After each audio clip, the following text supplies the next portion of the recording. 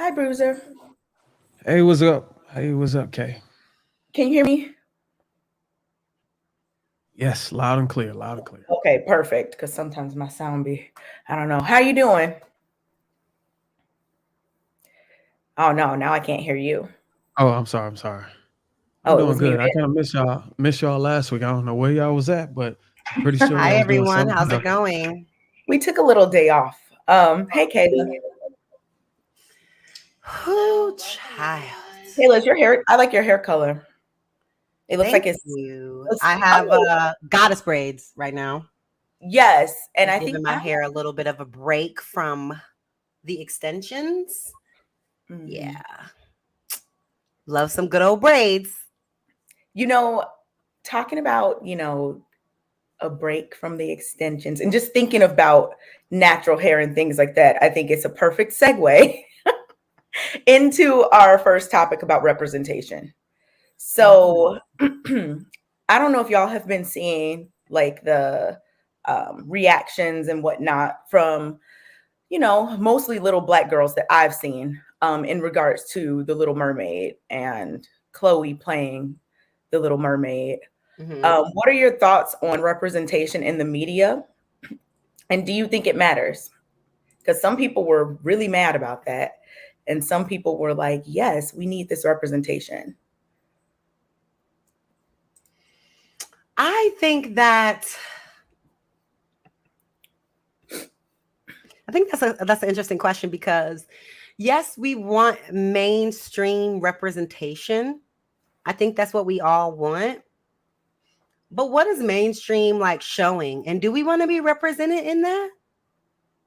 Sometimes I think about that, like certain customs in America and things like that. Like, are those things that we want to adapt, that we want to be a part of when it comes to the community? But I think overall, like, people just want to see someone that looks like them to give hope, to give inspiration. So when it comes to that, I do think it's important, but I think sometimes we fight hard to be in spaces that I said Chloe. Oh my goodness. Chloe? I'm sorry. Yes, I said Chloe. Somebody put it in the chat. That was just me misspeaking. Sorry about that. That happens, people, sometimes. Yeah, definitely Holly, not Chloe. So my bad, y'all. But yeah, just in terms of that representation, I think it's good for little Black girls to be able to see, Holly playing that part. Seeing all the fairy tales and things like that as a kid. There aren't many that aren't white, so people kind of grow up with those representations in like the Disney movies and cartoons and all these things. So I think just expanding that so that little girls of different races, little Black girls, can see someone that looks more like them. I think it's really important, like even on like a subconscious level. Oh man, I feel so bad for saying Chloe. Bruiser, what are your thoughts on that? I think it does matter. Representation most definitely matter. I mean, look at what representation has gotten us all these years. I mean, typically, if you see a Black woman, what do you think as far as entertainment? Somebody who's loud, what I'm saying, ratchet or whatever. And you see a Black guy, he's hood, he's got his little slang, sagging pants and all this. I think representation is most definitely important. If you don't do it right, you could ruin I guess you can create a narrative, or you could orchestrate a type of stereotype towards a specific demographic. And it may not be what it is when you see these people in reality. So it is important.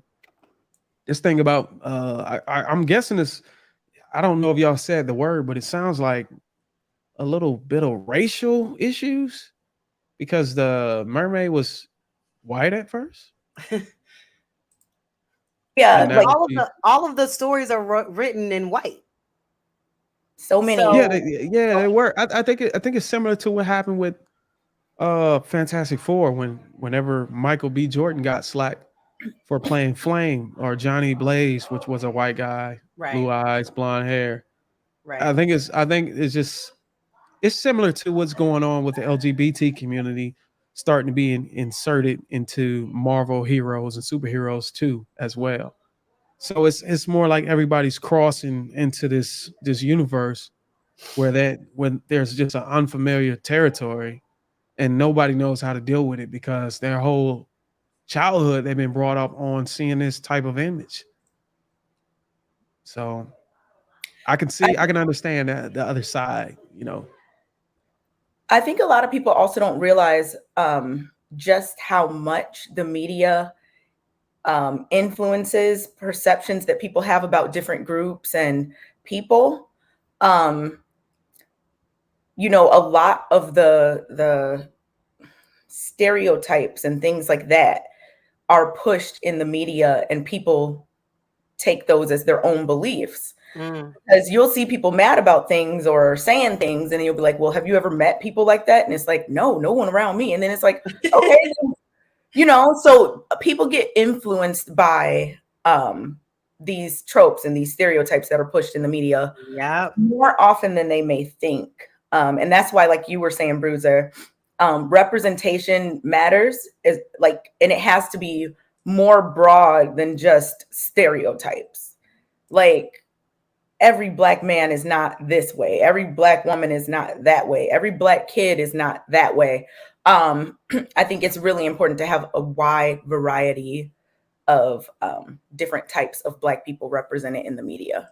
Yeah, because a lot of people think we're not a monolith, and I learned that going to Howard. Like, we are all so vastly different that, even thinking about, like, I just got done doing being on a live about Ready to Love, and it's a lot of people in the UK, and even thinking about like other Black people of other cultures, like, we're just not all the same. Like, there's so many different types of people, and when you kind of group us all together, it changes the conversation because people have a different perspective based on what culture they're in or what nationality that they are in or come from. So people don't think about those things, but they do matter.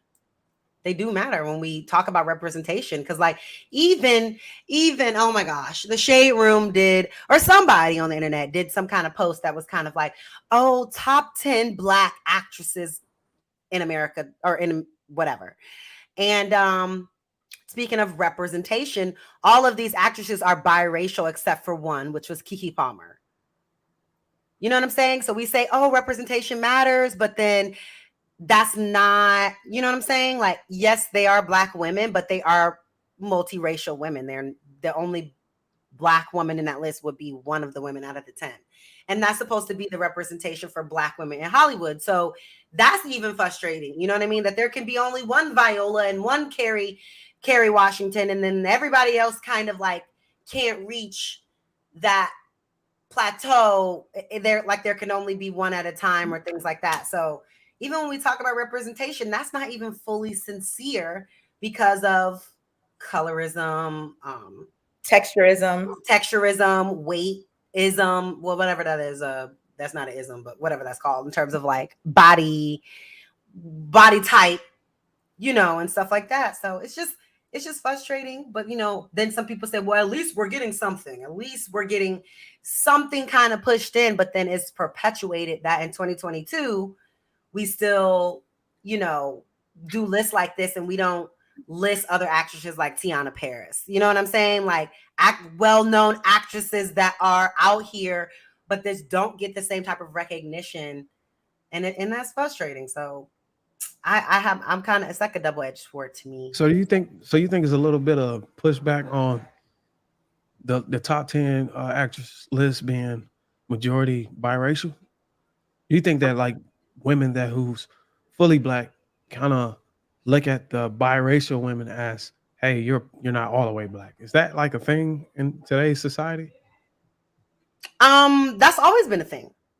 Oh, so it's always been there. It's nothing that just came about. Yeah, it's always been there. The darker, all of the negative connotations, simply because you have more melanin, which actually protects me from the sun, and I'm actually have a better chance to survive on this planet. But as the temperature increases, but yeah, it gets negative. It just gets less recognition, or only one of those women can be like that woman of the moment, like when Kerry Washington was that woman of the moment, and then when Viola became that woman of the moment. But other than that, all of the big Black actresses were known as women that had fairer skin and softer texture hair, and that's just the representation of Black women have always been. Issa Rae really brought in like a dark, natural woman being like the head of the show, being the one that had options. She was out here, you know what I mean, doing her thing, versus, and that is true representation to me, because there are a lot of girls like that all across that don't get that representation. Like Taraji. Like, I love Taraji, but I just do not look like Taraji. She's brown skin though. She's just, I mean, She's you not can brown tell that she skin. probably had two parents that were black, right? Yeah, but she's not brown skin. I think the principle like that Kayla's Google a speaking photo about, of her. She's not brown skinned. I think Kayla's speaking more so about like skin color, right? Like even if you are, even if you have two black parents, that colorism in Hollywood that's real. And if we really look at the types of roles that different people get, like try to think of a, role like in a leading lady type of situation, who's like soft and feminine or like the love interest or something like that. It's usually not a darker skinned black woman. Like this is a thing that is very noticeable. Do you I think mean, it may be because the darker skinned girls aren't really embracing their natural beauty, so to speak? I don't that's think the it's reason because why of that. they're not. Kayla, tell them how many people have. I mean, people of all colors. If you think that the lighter skinned people on the big screen are wearing their natural hair and the other ones aren't, I would say a lot of people wear hair that is not. I'm looking Well, at pictures of And also wear Taraji. makeup. And All we're of these pictures, Taraji has weave, except for literally this one. All of these pictures, I just went to Google and put in Taraji. All of these pictures are weave, except for literally when she recently has some of these pictures when she wear her natural hair. All of these are weave. and I mean, well, even like I'm not stating that all, you know what I'm saying? I'm not making it that extreme. I'm just saying if we looked at often or majority, is it safe to say the majority of black women today are painted and have sew-ins? but again, Bruiser, this is that what I was talking about earlier when you're being influenced by what the media is showing you. People are more likely, sometimes, in my observation, people are more likely to think that a lighter skinned or non-black woman's hair is real, even if it's not. It's just because you think that certain They're people supposed to have hair like that. have certain types of hair, and then Maybe weave. think that darker women don't have certain types of hair. Like that's definitely a thing. That's real. People do. Come to Miami, you will see a bunch of tracks in these white girls' hair. It's not. It's really mainstream at this point, like wearing wigs and weaves. Yeah, it is for all the races. They all wear weave. Like, who is that girl I know? She's Asian, Vietnamese. Her weave she wears a lot of weave too. It be like a lot, So I don't know why there's this misconception that black women are the only ones wearing weave and wearing makeup. Like, Well, are y'all looking at the makeup videos and y'all only seeing black girls? Because go on TikTok, these white girls be transforming just the same. But see how the negative thought process is geared towards this is exactly what we're talking about. This is exactly it. Bruiser, you're providing an example. Y'all think that men, I'm not gonna say, okay, I will say men. Y'all think that men think that black women are the only ones wearing weave? Do y'all honestly think that's what we think? Me personally, I don't think that. I just think so. Sometimes that makes me think so. I'm not gonna say, listen, I don't want to give off the wrong impression that I'm saying that all black women are wearing weave and makeup and paint themselves and won't step out unless they got it. I'm not saying that. I'm just saying, is it safe to say the majority of the black women, especially actors, well, not especially actors, just black people in general, black women in general, majority, it can be 60-40, you know what I'm saying, are going out with this look. I mean, it's okay. I'm perfectly fine with it. I'm just trying to figure out why it's the light skin or whatever y'all call red bone, or that's being discriminated, or partially, or biracial woman is being selected for these roles because of the history of the country. Like, okay, so it's racist. Yeah, colorism is like a. Okay, so are we showing this, or like black women? Okay, so black women got a chip on the shoulder about these type of women that's black, but they can wear both sides. They can be both sides. So do we have the same energy?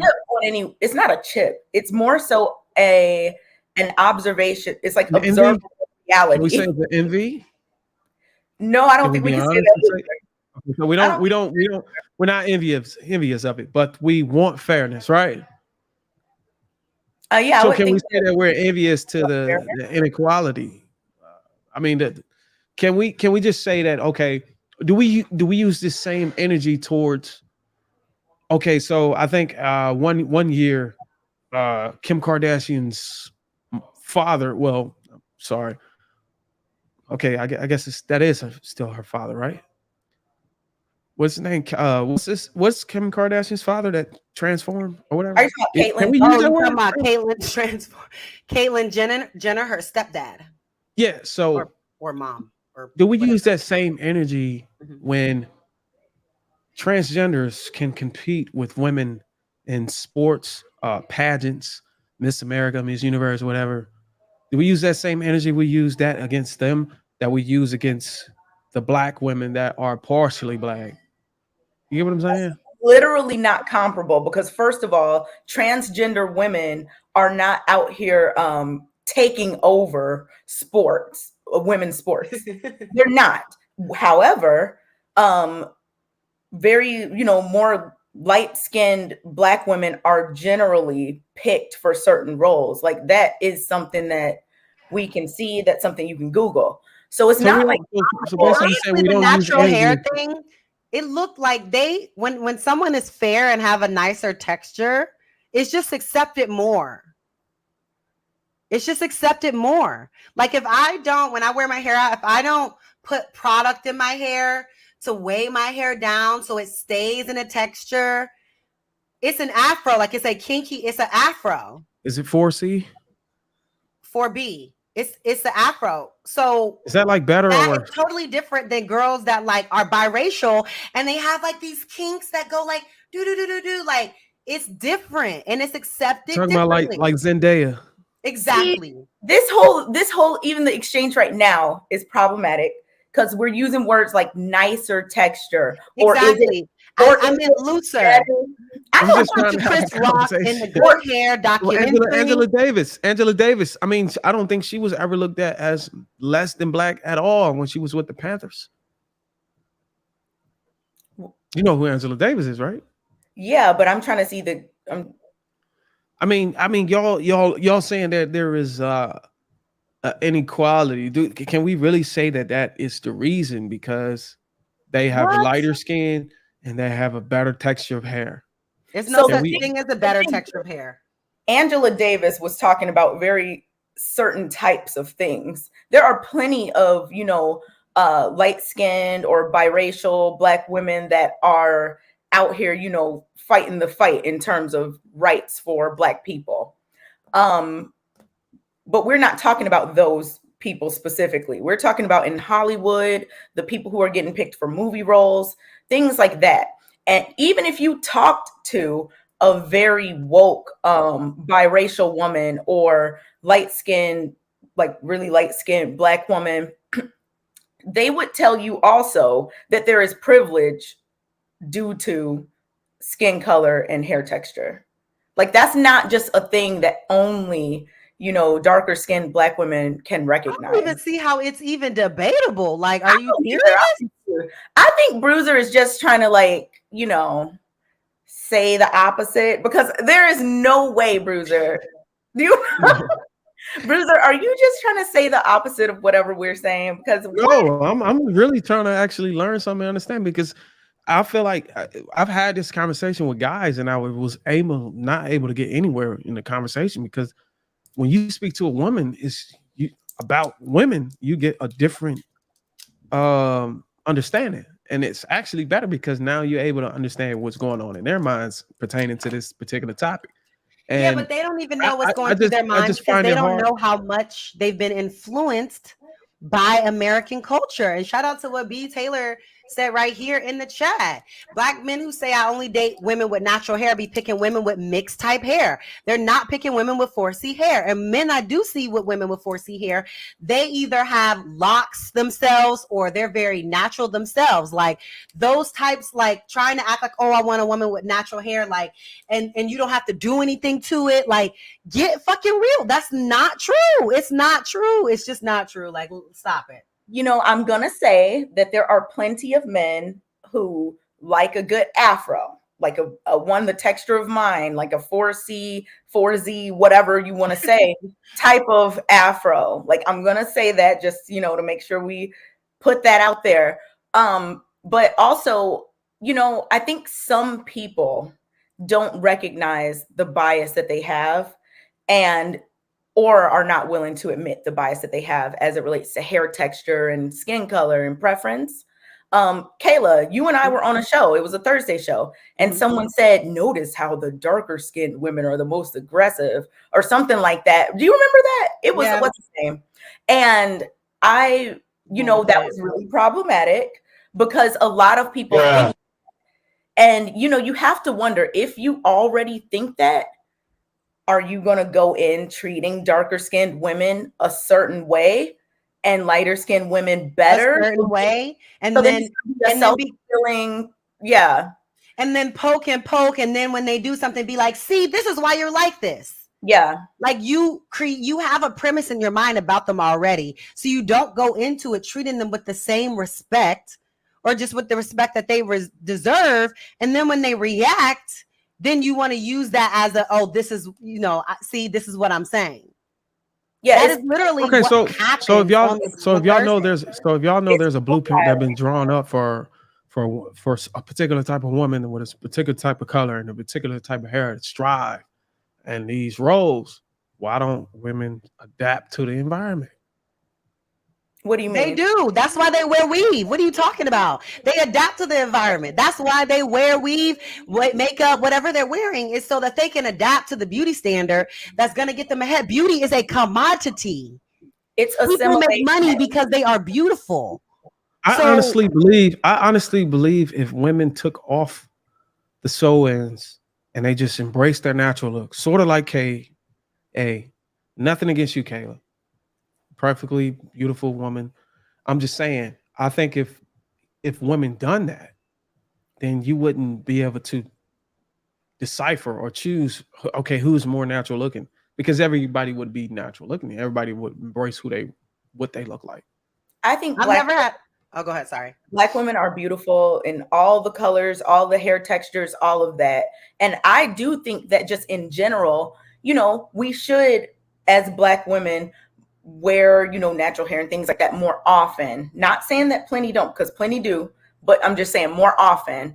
But I also understand that natural Black hair is not viewed as a beauty standard even amongst many Black people. So people do what they need to do, or what they think they need to do to fit in and to be viewed a certain way or to get the role or to, whatever the case may be. So it's like a very complex issue. Can I speak to that? Can I respond to what you just said? Mm-hmm. It's not viewed as a beauty standard, right? Amongst many people. Amongst the people in this world, right? But there was a point in time where our very own skin color wasn't viewed acceptable as a standard as well. It's still not, which goes back to Kayla's point about the colorism in Hollywood. It's still. But what are we doing? We're not hiding. We're not changing our color, are we? We're not wearing anything over our color. We're just coming out who we are as we are, and we're saying you're going to have to accept me for who I am. And I think in that revolution and that uprising that got us across the hill, I think we left our beauty behind for Black women. And we said, they accepted our skin color.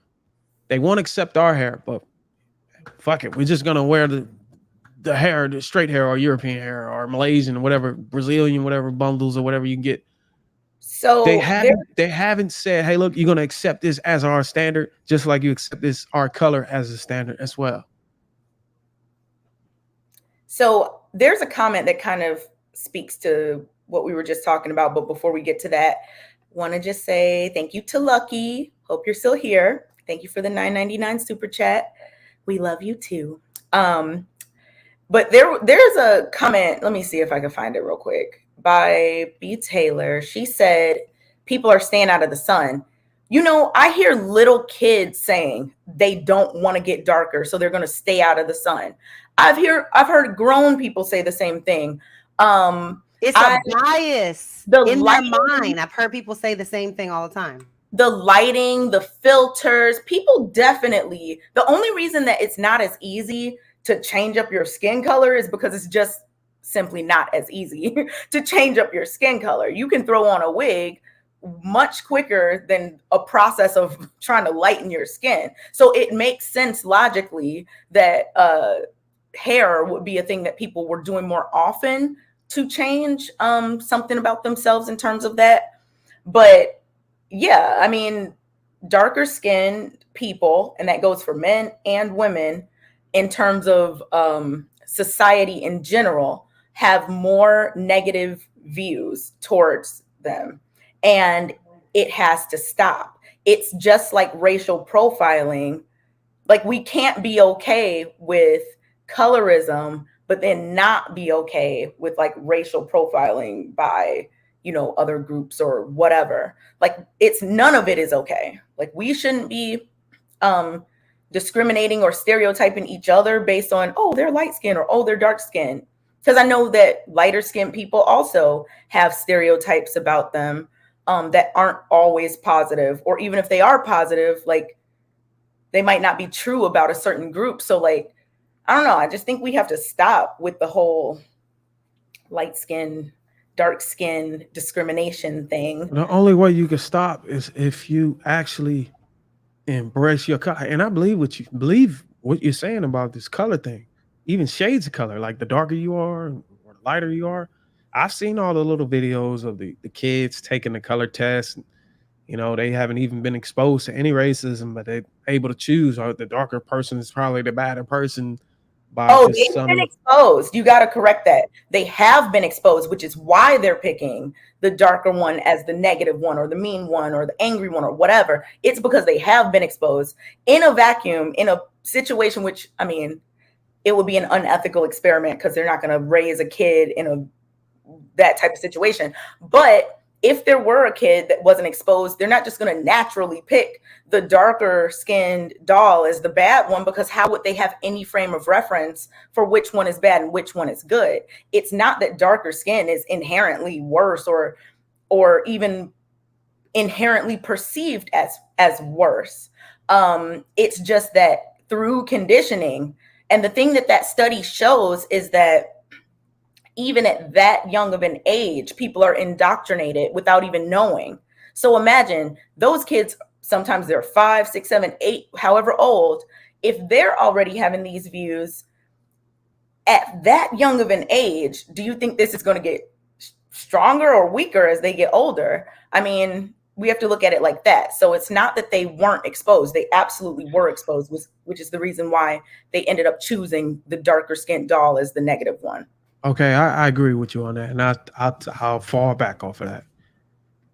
I agree with you 100% with that, but I don't agree that because our skin color is more difficult to alter, it's the reason why we said, "Oh, you're gonna accept us as a standard, as a person, because we are a darker color." I don't agree because it's harder to change your skin. I don't agree that, okay, if it was easy to change our skin color, we would be white people and we would just integrate. I don't believe in that. And therefore, I don't believe that the same would be true if it was easier or difficult to change your hairstyle or actually embrace your natural look to be able to push the standard. But it's not embracing your natural look. It's not that, because I wear my natural look. If you actually follow me on Instagram, I be looking different multiple days. Some days I have hair. The very next day I can have my like curls up in a little pineapple. Like, I do whatever I want to do. And I think it's like weird that you guys, like, you know, girls of other colors can change up their hair and change up their look. Like, I have a white girlfriend, like she had a short red hair, and then she had long blonde hair, and then she had like brunette curly hair. And like, why can't people do what they want to do? Why do people have to look the same all the time? Well, and then Kayla, also, you're speaking from an individual standpoint. I was talking about a majority. So can you? I'm talking about the majority too. What's wrong with women? Are you saying that all black women who wear makeup in their hair is doing it the way you're doing it? So you saying they not doing it how I'm doing it? Me personally, I don't believe that. I believe that most black women, if we're speaking to a majority, I believe that most black women aren't doing it the way you're doing it. I think most black women are indeed not showing their real look. And if they go out the door, they're gonna have either a bonnet, some piece over their edges. Edges is a thing, right? Okay, so they're gonna have something covering their hair. If they have their real hair out, it's probably gonna be braided up under the hair that they're wearing over it, or they're gonna have makeup on. I think that's the majority of women. And if y'all think different, okay. So anyone doing quick throw it together kind of looks, I don't see the problem with that, because when you leave your house, well, hold on, don't get it misunderstood. I'm not saying it's a problem. I'm just saying it's actually what's wrong with throwing a piece on it so that you can look some kind of presentable when you leave the house. We're not arguing that it's a problem at all. Okay. We're just talking about accountability. Which is saying, hey, look, is this what's happening? That's all. It's not that it's right or wrong. Is this happening? How I am at my house and how I look when I wake up, that's for the people that live at my house and are in the bed with me when I wake up. When I go outside, I present myself a certain way. You never know who you may see, where you may be. I've met clients, business partners, all different places, all different things. I don't think and I also think confidence is important. So if you don't feel confident, like if you do have, I don't know, hair issues or problems or things like that, whatever it may be, I think that you should do what you need to do to feel confident and walk out in the world feeling confident, because the behavior of insecure people turns into hateration, negativity, and things like that. The more I feel like people are more confident, they're more happy, and they're more putting off positive energy than when they're not. So I just think that whatever you need to do to feel confident is important. That's all I'm saying. So it sounds like you're liberating the purpose, or that is going on, the cause or whatever that's happening. I'm not saying whether you liberate it. I'm saying whether it's actually taking place, that women are wearing not their hair. They're not wearing their hair, and they're wearing. Me and my mom both wear our hair when we're at home. When we go places, though, we decide which look we want to go with, and then we go with that look. But at the house, we wear our hair. But it's also, I don't want to do it. That's another thing. Like, natural hair is, if you want a particular texture, you got to do a bunch of stuff to it. And I don't feel like it. I just want to wear my prison braids. I don't feel like doing stuff to it. I don't want to do nothing to it. I like it to just, I like some things that are easy and simple. So I just go with a look that I can just. So how do you suppose Black women who are darker complexion and have this 4C or 4B or 4 whatever alphabet hair that's not acceptable or as the beauty standard in today, how do you suppose they go to pushing back on that and actually creating some type of change to accept the 4C as a you know what? I think that they should follow the motto of, I was watching last night, Dated and Related. I think they should follow the motto of Melinda. And if you don't know who that is, maybe I'll share screen and find a picture of her. But she's hosting this TV show, honey, and she comes out with a different look every time. The first time she came out with her hair natural and the pineapple up. The second time she came out, she had a weave ponytail. The third time she came out, she had her natural hair back in a slick back bun. After that, she came out with a long weave down to the floor. Do whatever you want to do. Like, she wear her natural hair sometimes she don't. And she's hosting a huge Netflix show. And she is the representation of what I think it should be out there, that you're not ashamed of your natural hair. You will wear it from occasion. But if you want to dress for the gods and be glam, then do that too. Like, what is this? You look like you just woke up out of the bed. What is that? What is that about? Okay. So I hear you. Sometimes you do it and sometimes you don't. Sometimes you wear it. Sometimes you do whatever you want to do. You do whatever you want to do. But I'm talking about changing the beauty standard. So if you was to change the standards, of acceptable people from the past, you don't sometimes be Black. You don't sometimes be yourself. You don't sometimes liberate your people and your culture. You do it all the time so the changes can take place. So what I'm suggesting is that Black women, if they want that to change, they need to do it all the time.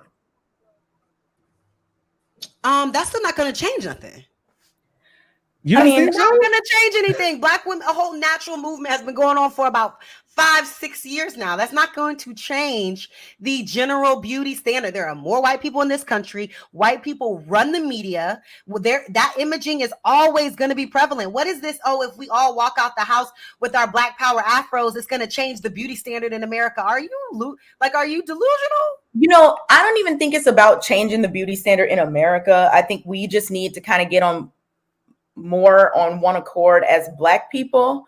Like, we shouldn't have Black people talking about people for their skin being dark. We shouldn't have fellow Black people talking about people with hair like mine. We shouldn't, we have to, that's something we can control within our own race. I mean, within ourselves, let me say, because we can't control what everyone else is doing. But I think the first step is accepting, even if you don't wear your natural hair, whoever, that's general you, even if you don't wear your natural hair, fine. Like Kayla, like you were saying, I think anyone should be able to wear whatever hairstyle they want. But referring to natural hair as, something that's not as good, I think we have to get out of that mindset. And then, also with kids, because I see kids all the time who are just so excited when someone's hair is straightened. Every year, multiple kids ask me, can I straighten my hair? And I always say, not gonna wear my hair straight to school. And that's purposeful. I want to be somebody that, I'm not saying that I'm the only person, but I like to be that representation. There are tons of little girls in my class with hair like mine. And I think that it's just good for us to see more of that, since it is viewed so negatively by so many Black people. We're not even going to talk about the media, because Kayla, you're absolutely right. Like, the media as it relates to natural hair, dark skin, but we just have to be more accepting of our diversity for ourselves. Like, we have to accept it within our own race. And it starts with us, right? Starts with you. Yeah, especially if you go to I definitely, so for the people that always talk that shit, stop it. I went to a HBCU. I cut all my hair off and buzz cut and went natural and grew my shit.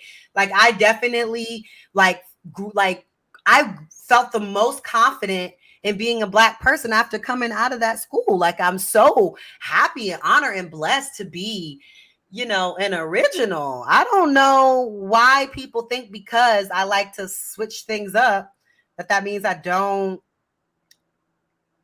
I don't get that. I don't know. That's just wild to me, but whatever. So the person behind this narrative that's saying, hey, look, we're gonna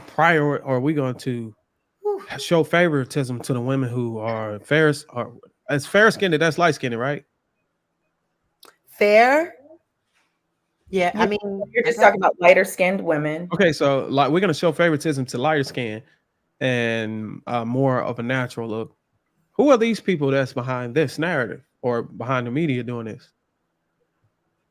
I just want to hear the answer first before I can make my point. This is America. What question are we asking?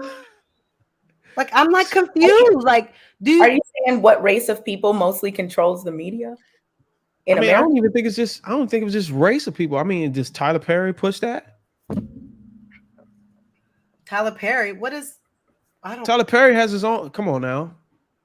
Own Oprah. Is she pushing that? Tyler Perry has women of all colors and sizes and hair types. And you also have to remember, there are Black people who, have their whatever you want to say. Different people have different things where they can they can cast their, actors and actresses based on whatever story they're trying to tell. But the thing is, distribution companies, the ones who say, okay, we're going to distribute these Tyler Perry movies, we're going to play these movies at our theaters, we're going to play these, shows on our network, that they still have to get the okay. It's not like he's just at home turning out TV shows and just throws them on any channel.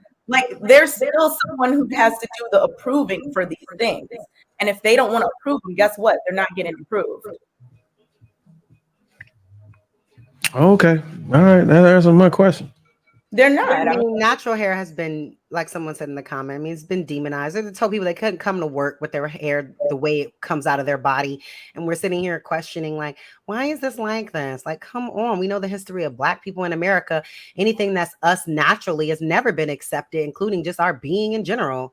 So, I mean, I But think what I'm this is saying is pretty there's so straightforward. many things that there's been like this because of history, but we've been able to conquer and overcome things, but we just still haven't been able to overcome a Black woman's natural look for some reason. Like, Again, there's a whole natural movement right now that is pushing for natural hair. And again, while it's pushing certain looser textures, I think natural hair has become more accepted than at any point in history right now. So I'm not really sure what you mean. it just seems like the driving force is different whenever it's a racial thing that deals with a man versus a woman. If man was included in this beauty standard, and I don't think men are included in this, I think a man can go to work wearing whatever the hell he want nowadays, right? Right. Okay, I was just act like What I does heard he do everybody for say right. work? well, wait. So, men have been included. I mean, think about like when men used to get their hair relaxed and do all these different things. That was a time. And then think about the fact that how many Black men do you see? And I'm not saying they don't exist because they absolutely do, but how many Black men do you see like just with big afros walking around? Like usually it's a shorter cut because that's viewed as what? More More professional. professional. Even though I don't believe that, I think a big afro on any gender is professional. Like that's the hair that grows from your head. So like we can't act like things are the way that they I mean, we can't act as if these things aren't for a reason. It's not a coincidence that people in high numbers do certain things with their hair, especially in certain environments. If I mean, yeah, if we're walking into a corporate setting, do you think you're going to see many Black men with big afros walking in the door? Probably not. Now, should Mm-mm. they be able to? Absolutely. But the thing is, like I think Kayla, you mentioned it earlier, there's like legislation that had to be passed about people being able to wear their hair certain ways. And that went for men and women. That went for any gender. So to act as if men have never been affected by this just because it's not a long weave or something like that, I don't think that that's a good you know representation of what we're talking about here. Well, I hope I didn't give the impression that I said a man was never under attack for their hairstyles. I'm saying that I think that's over and done. I think that's in the past. I think of a past with Black men. I think Black men can wear dreads, high top fade, whatever you want to do in corporate America and be fine. No, it has to look a certain way. It has to look a particular way. You can have locks, but I've they been have to working be in it, and I've extremely never seen well anybody kept, have any issue and you except have to anybody wear with them in dreads. like styles that are pulled back Okay, off so the yeah, you got face. to tie it up. You can't probably have it Yeah, all over the it has place. to be veil kept. You have to tie it back or do something with it. You just can't dread out like that and be at work. They're not. That's like they're not going to say it's the issue, but it's the Okay, issue. so that's that's what I'm talking about. Can I interject in that? Because I actually work for a news station. And when I was going to school for journalism and I had an internship and I was wearing my hair really big and puffy, he literally told me that your hair is distracting and that it's not going to look well on camera and it needs to be neatly kept. Okay. So when girls have 4C hair, their hair automatically goes everywhere because that's how the curl is. And some curls curl up, some curls are defined, some curls are not defined. And that's just how it naturally is. But girls who have looser texture hair, it's more defined. And even then in media, it's criticized. It's better to have your hair straightened and neatly kept. Now the men at my job, if you do have dreads, guess what? You're the cameraman, you're working behind the scenes. You don't normally see it on camera. They have a stylist that comes in and tell our talent how to look on camera. Now in 2022, it's a little bit different. It's a little bit more accepting, but we're unbreaking years of trauma with our hair, years of conditioning and programming. And it doesn't happen overnight because all of a sudden Black men are saying, wear your natural hair. Y'all wearing them wigs. But let me tell you, when I was wearing wigs, I get more attention from Black men wearing wigs than my natural hair. You know who you get attention by? White men. But are those the good men? No, yes, it's the good ones. It's the bad ones. It's all of them. All of them. You just get more attraction when you have your hair a certain way. And that's especially how it was when I first went natural and like big chop. Like in college, people are young or whatever, but the same, like it would be the same, like in the social settings, they would just go for girls that I was more attractive, better body, spoke to them better. They would still go with girls that had like looser texture hair and lighter skin. And then once they realized, whatever, then they would come, oh, Kayla, you're actually really pretty. You're really awesome. Oh, I'm actually what? Like, get out of my face. You know what I'm saying? Like, that's literally the people that complain about the shit. I asked them what their partner looks like, and she looks like Zendaya. Oh, I want you to wear your natural hair. Oh, I want you to don't wear no makeup. Then I asked you what she looks. She looks like Alicia Keys. She looks like Miss Jackson. She looks like Lori Harvey. Alicia Keys actually stopped wearing makeup after she got the money to fix her skin. So men have this illusion. Because her skin used to be. It was horrible, right? And now she all of a sudden, I always called her out on being fake on that because I dealt with acne for years. And we have this illusion where men are like, oh, just put some cream on it. Like it's hormonal. It's a lot of things that go into it. Doesn't mean I don't wash my face. And so you make women insecure when you say, well, just get rid of the makeup. But then y'all like perfection. So I don't want to off bat show you my flaws. Just meeting me, I want to look my best and present my best to you.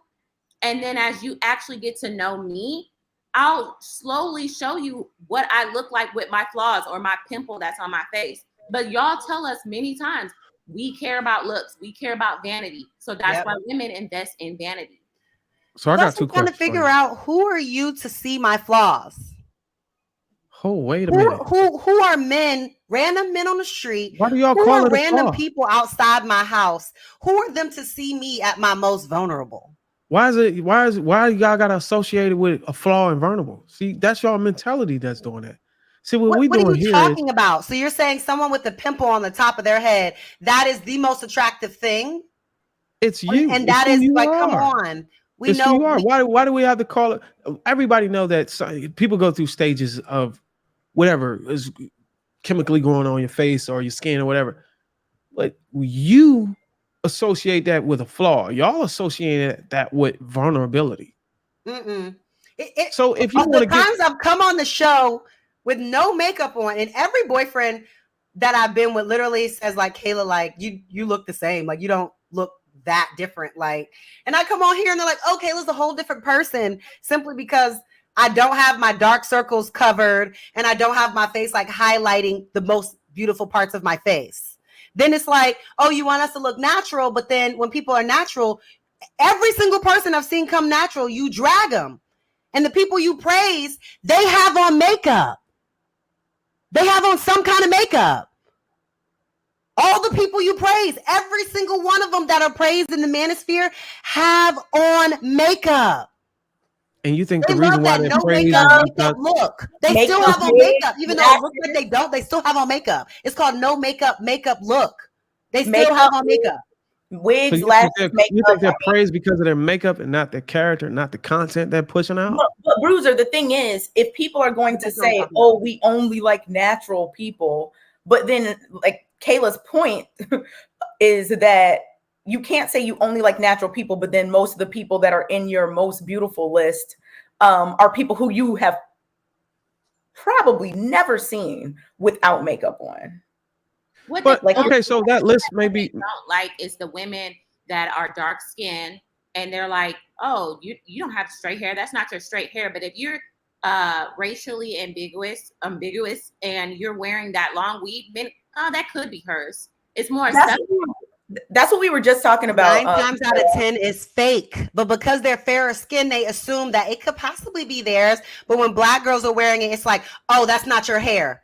But don't even know if that's that girl's hair or not. Like Kenya Moore on Housewives, that be her hair.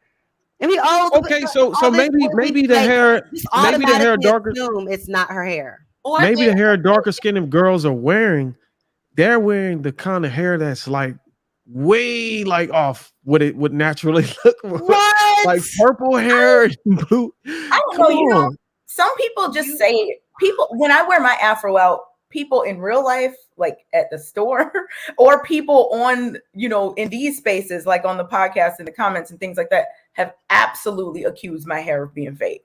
And it's literally lying. Come on. I'm not. What do you I'm mean? It not, was a whole post on the cap. Facebook group. She can pull it up. There's hundreds of comments on this post with someone saying Kay's hair was fake because there are natural texture hair.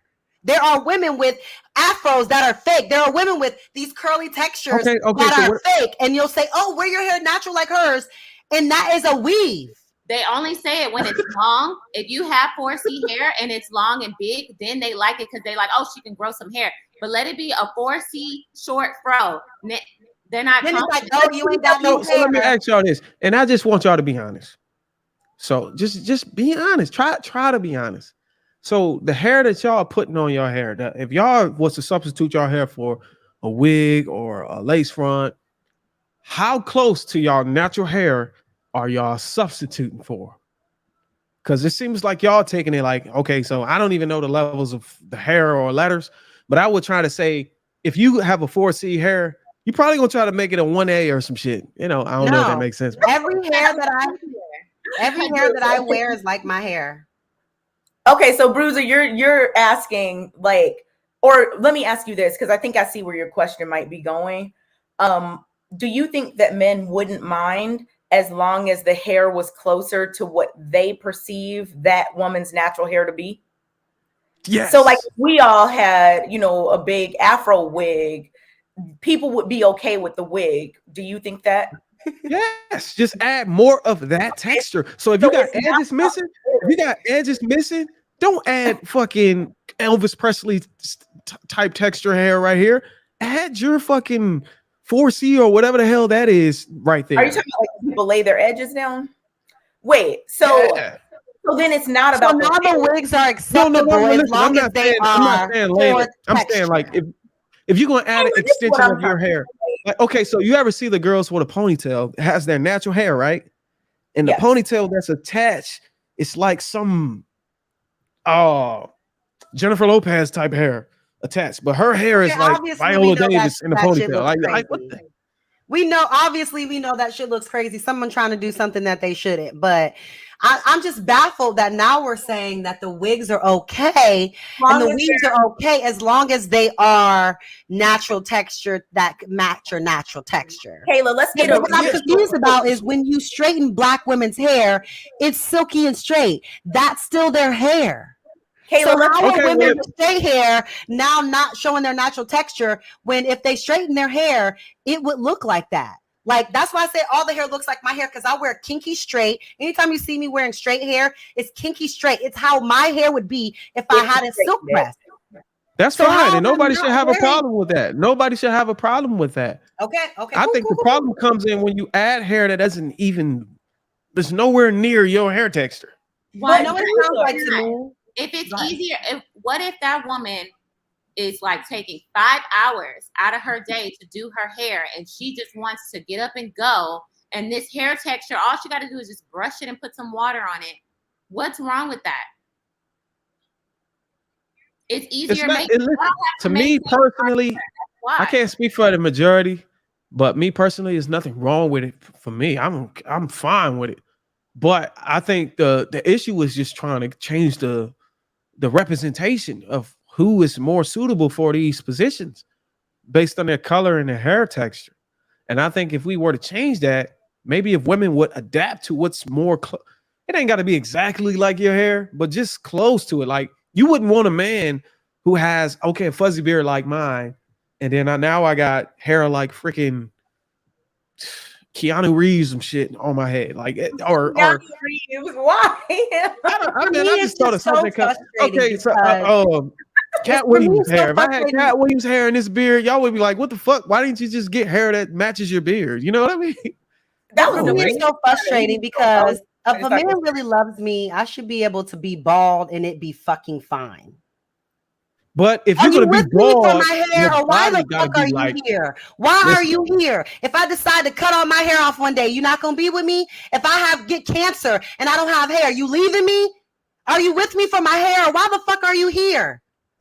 Like, make your it make sense. body, This if you cut your hair off, your body gotta be superficial on point. bullshit is what's holding men back from marrying women because of weave. Make it make sense. You so deep, you so high value man, all these men in the manosphere, but then something like weave is keeping men from marrying good women, for building community, for having When did kids that in happen? wedlock. Miss me with the bullshit. If your wife lost all her hair, what's up now? You leaving her? What kind of man are you? She's just gonna have to go to the gym 50 times a day to make it compensate for the hair loss. I think they don't like being fooled because they're trying to pick the women with looser texture hair, and they can't tell until she Man, takes one thing off. y'all gotta understand, it's not even y'all can have an Amber Rose cut. If you care about her, it shouldn't matter. And that's why girls wait till they get to know you to see if they should show their hair, because it's kind of like, are you gonna judge me on my hair? And most girls feel that way. So they gotta wait until you have an emotional connection to me where you don't care about it. Because we know men are gonna go off of looks. This right here let me know that black women has taken the lazy route to be attractive. Lazy route. How about you pay for it? How many men out there complaining about, oh, she asking for money, but you want to fuck up my hair and fuck me all night, and then you don't want to give me money to get it done tomorrow? Let me explain. Let me explain. You might be able to understand it. Let me explain. You might be able to understand what I'm about to say. Like what it takes to even maintain hair. How you gonna say this lazy? Okay, so the answer to the black woman's problem, the answer to the black woman's problem, what they think is just their hair and their face. It is not. It's not that. I do think that there is what I'm about to say. Superpower. There's a superpower. I think that what I'm about to say. More black women, accepted and embraced natural hair because of the climate that we're in this country, and the fact that we're not really united under many things. If we could all get on the same page about accepting all different hair textures that naturally grow from our heads and all the skin colors that we naturally have, I think that would be amazing. So Bruiser, like, I kind of think that's where you're going with this, but like in just day-to-day life, criticizing people's wigs, I just don't see how that's gonna do anything to help anyone with anything. Stated I was perfectly fine with everything. I'm perfectly fine. I'm not saying you, because I know you haven't, that I've heard, I don't think, criticized. But if I was to speak for all men, the reason why that the marriage and all the issues what Kayla was saying, I would say the issue was gym, just not having the presence of taking care of your body. It's not the hair. People think, oh, I gotta get my hair in my face. No, fuck all that. Get your body right first, then worry about that shit last. So you think that people don't talk about wigs and weaves of women who are very fit that are in the gym on a regular basis? Man, you can have snap, crackle, pop in your hair, but if your body look like motherfucking who's that one? Oh, okay, I'll just say Megan Thee Stallion, somebody we all know. If your body look like that, or if your body look like who's a really good fit like black girl like right now today? Somebody really popular. Megan Thee Stallion. So basically, I gotta be built like a stallion. No, you don't have to be built. Listen, you have to have a small waist and a big ass and some nice boobs. Be fit and nice shape. Be fit and nice shape. So good. Don't worry about the hair. He's proving my point that it's never gonna be you. You have to have something of vanity to make men happy in the long run, and that's why I say women, make sure these men marry you so that when they leave you for the youngest next body that comes through the shop, that you got what you need, because they say one thing and they do another. They say they want a real woman, but they're superficial about the kind of woman that they choose. All I'm saying is make sure you got your assist. Don't have nobody out here making you look stupid. Kayla, be honest with me. Kayla, be honest with me. Men think in hindsight. Men think in the future. We're logical thinkers. So if we got a woman that weighs 180, 190 pounds, what's the average? 180 right now? I don't know. Okay, so you're a baby away from being obese. Wait, logical thinkers that think about the future, but that puts. Okay, we're thinking about. Okay, look, I'm gonna marry this woman. I'm gonna get. Wait, real quick. logical thinkers that think about the future, but then in the same sentence talking about how superficial things are at the forefront in terms of a marriage that's supposed to last forever. We're looking at okay, if I insert myself If in we're being her, logical and thinking about the future, shouldn't we be thinking about, you know, more things than someone's hairstyle? I just told you we don't even screw the hairstyles. We're talking about the body proportion. We're talking about body, talking about health, beauty. You get what I'm saying? We're talking about your posture. You know what I'm saying? Your weight. You know what I'm saying? Your health. So those things matter more than the hair and the makeup is what I'm hearing. Hell yeah. Yes. I guarantee So you. what is the main thing? Because Chicago Rilla says in the chat, men think that way when we consider a woman for marriage. There's plenty of women that wear wigs. Men think what way? Yeah, B. Taylor. Yeah. B. Taylor, When you're we right. consider a woman for marriage, think what way? I think he was he can maybe clarify, Chicago, if you're still here, clarify what you were talking about. I think he might have been talking about looking for things that are less, like thinking more so about the less superficial qualities that a woman. I can see the chat, by the way. He said that men think that way when they're looking or considering a woman for marriage. I'm going to assume, just based on me knowing Chicago, that he's talking about looking for, more qualitative things about a woman and who she is as a person versus her hairstyle or something like that. Because I think that just sounds so bizarre. Like, I want to get married, but, that hairstyle, I don't know. I don't know any cases where that was ever an issue. I don't know.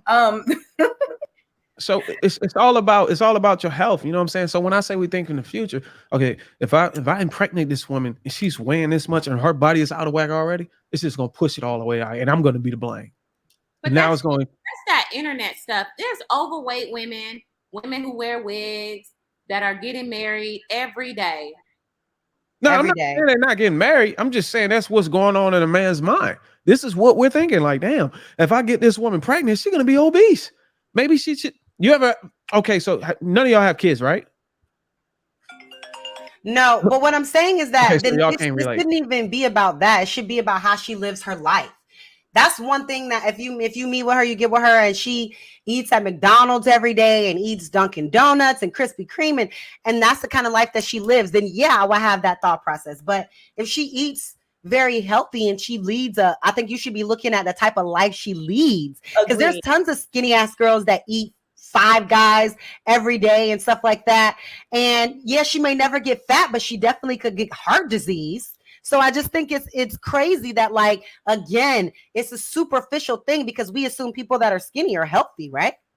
And that's not true. A lot of skinny people are not healthy and end up with like hypertension and things like that. So it's like, be like realistic overall. Like, come on. Okay, so are you talking about the majority or are you talking about a minority? Well, the majority of Black people are overweight, men and women. Okay, so when we talk about these things, we need to establish probability and possibility. When you talk about probability, if you're overweight, the probability of you having an unhealthy condition or life-threatening conditions is higher versus somebody who's skinny. If you're that's probability. Come on now, we can deny that all we want. That's just probability. So when COVID came out and you saw all these people dying, they had underlying health conditions. A lot of them had underlying health conditions, and a lot of people who was catching it and having trouble getting around it were overweight. Health should definitely be, I think that Black people, we have to be more in tune with our health, going to the doctor, doing all these things. That goes for men and women. I mean, absolutely. This is to be done. But like you said, Kayla, there are so many factors that go into whether or not someone is healthy, and like their size is, I don't even think, the most relevant one. As we're talking about like average people walking around and things like that.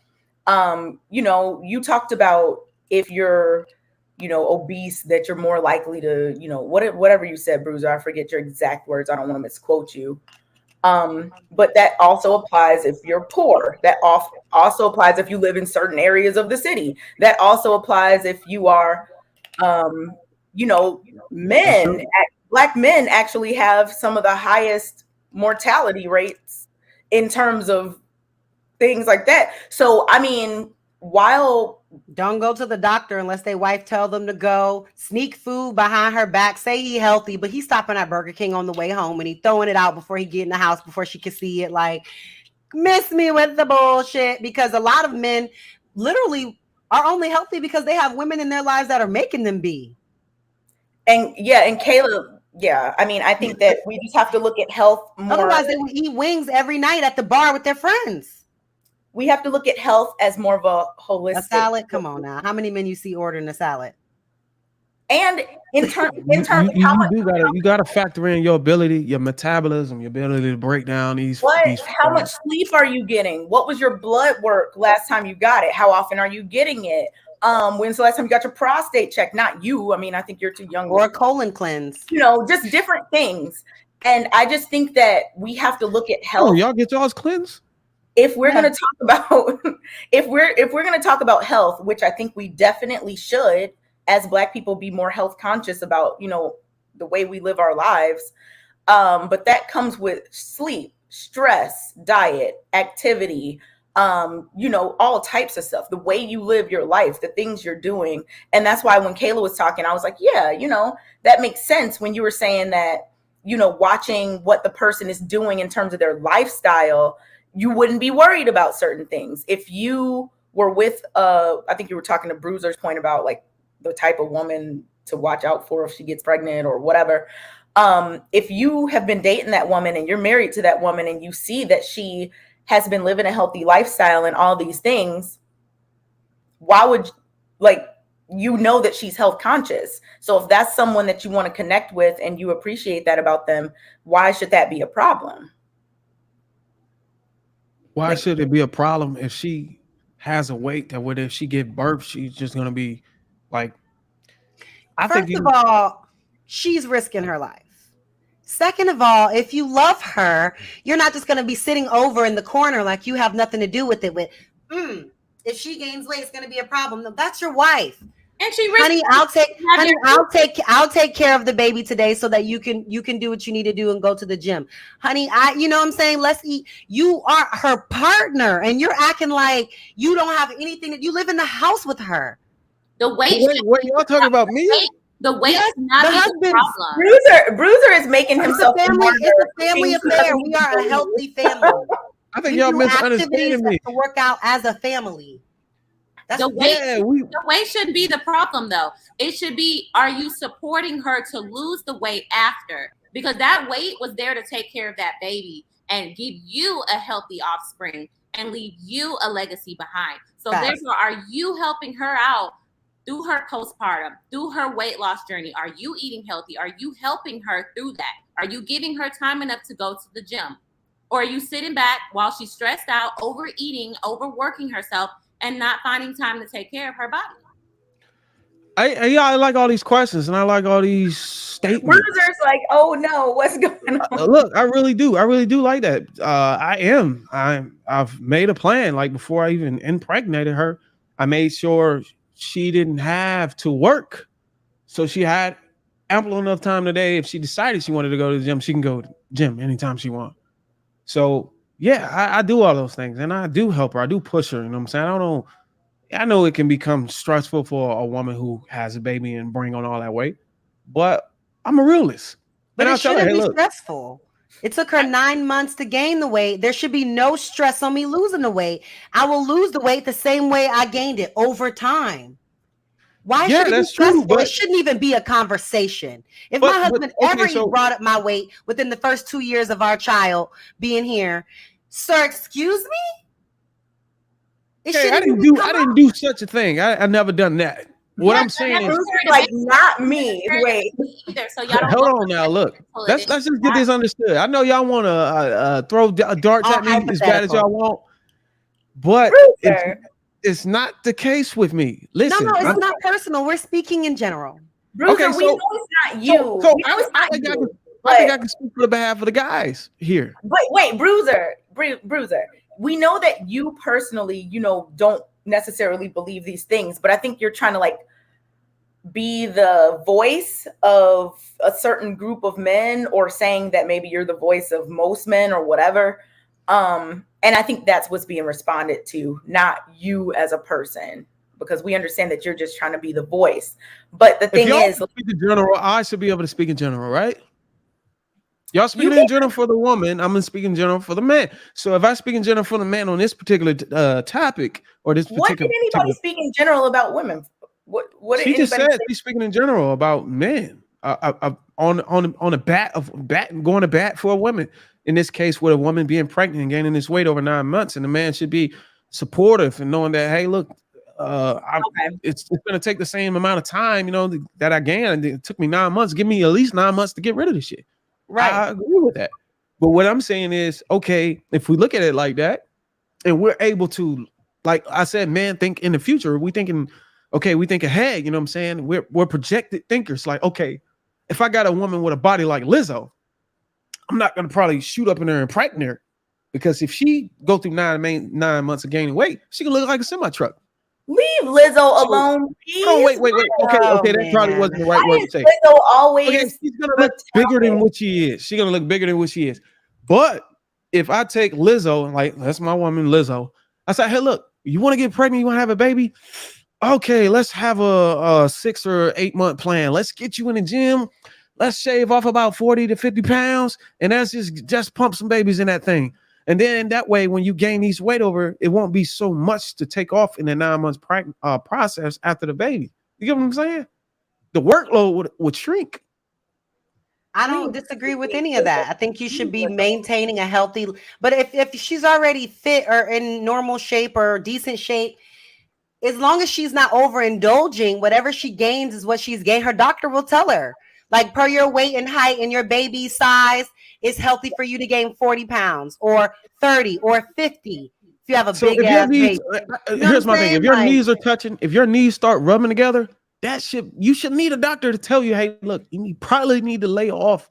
Again, the doctor has scientific evidence of what is the appropriate amount of weight for you to gain in the pregnancy. And so if you've done that and your things are rubbing together, then so fucking be it. Let's hope I make it through the delivery. How about that? I think a lot of men don't know what you go through. There's morning sickness, and you can be sick throughout your entire pregnancy, high blood pressure, all of that. So you may not even have the energy to even go to the gym as you want to go.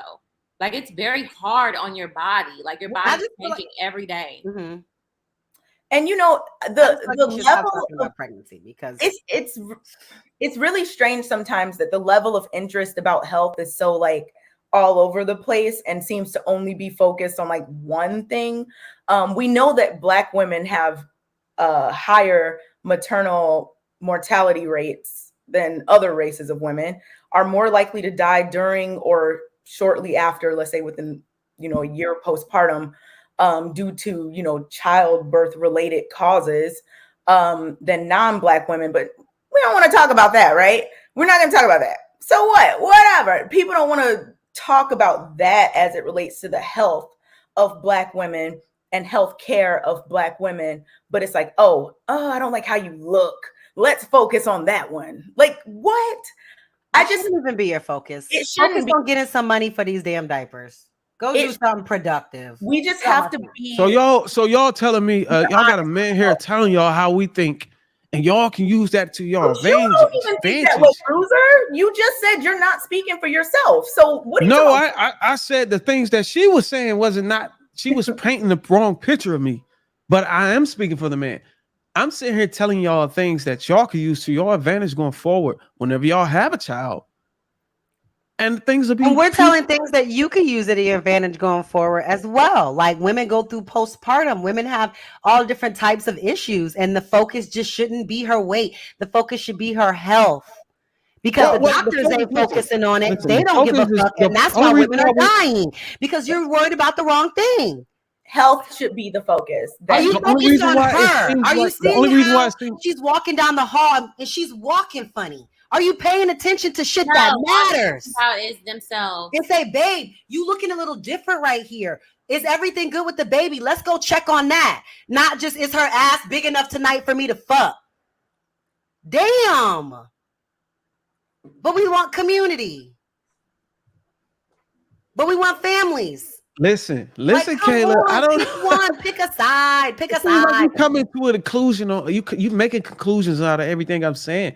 What I'm saying is that's not what I'm saying. The only reason why the focus is, it seems like the focus is her body, is because we're talking about the importance of representation. That's the only reason why it seems like that's the focus, but that's not even the focus. Okay. So come on now, you can't do that. Bruiser, you messed up when you started trying to be the representation for all men. So then I have to be. Put in all these talking points that you don't even agree with. Can you imagine this show without me being a representation for a man? If I'll be sitting here just simping. represent yourself. It's okay. I am. I'm a representation of all the men. That's who I am. That's who you are. Bruiser, even based on what you said, you're not, because you're saying you're a representation of a black woman. And if I told you you weren't, wouldn't you feel offended? I'm a representation of me. I wouldn't feel offended if you said I'm not the representation of all black women. Problem right there. You don't realize how can she be the representation for all black women? Her and I are not the same. And right, I'm different than her. We're not a representation too, and so is me. Listen, you're a partial representation of black women. Black women who see you. Partial representation. What's the partial part? Black women who watch the Lapeef Network and see black women on here.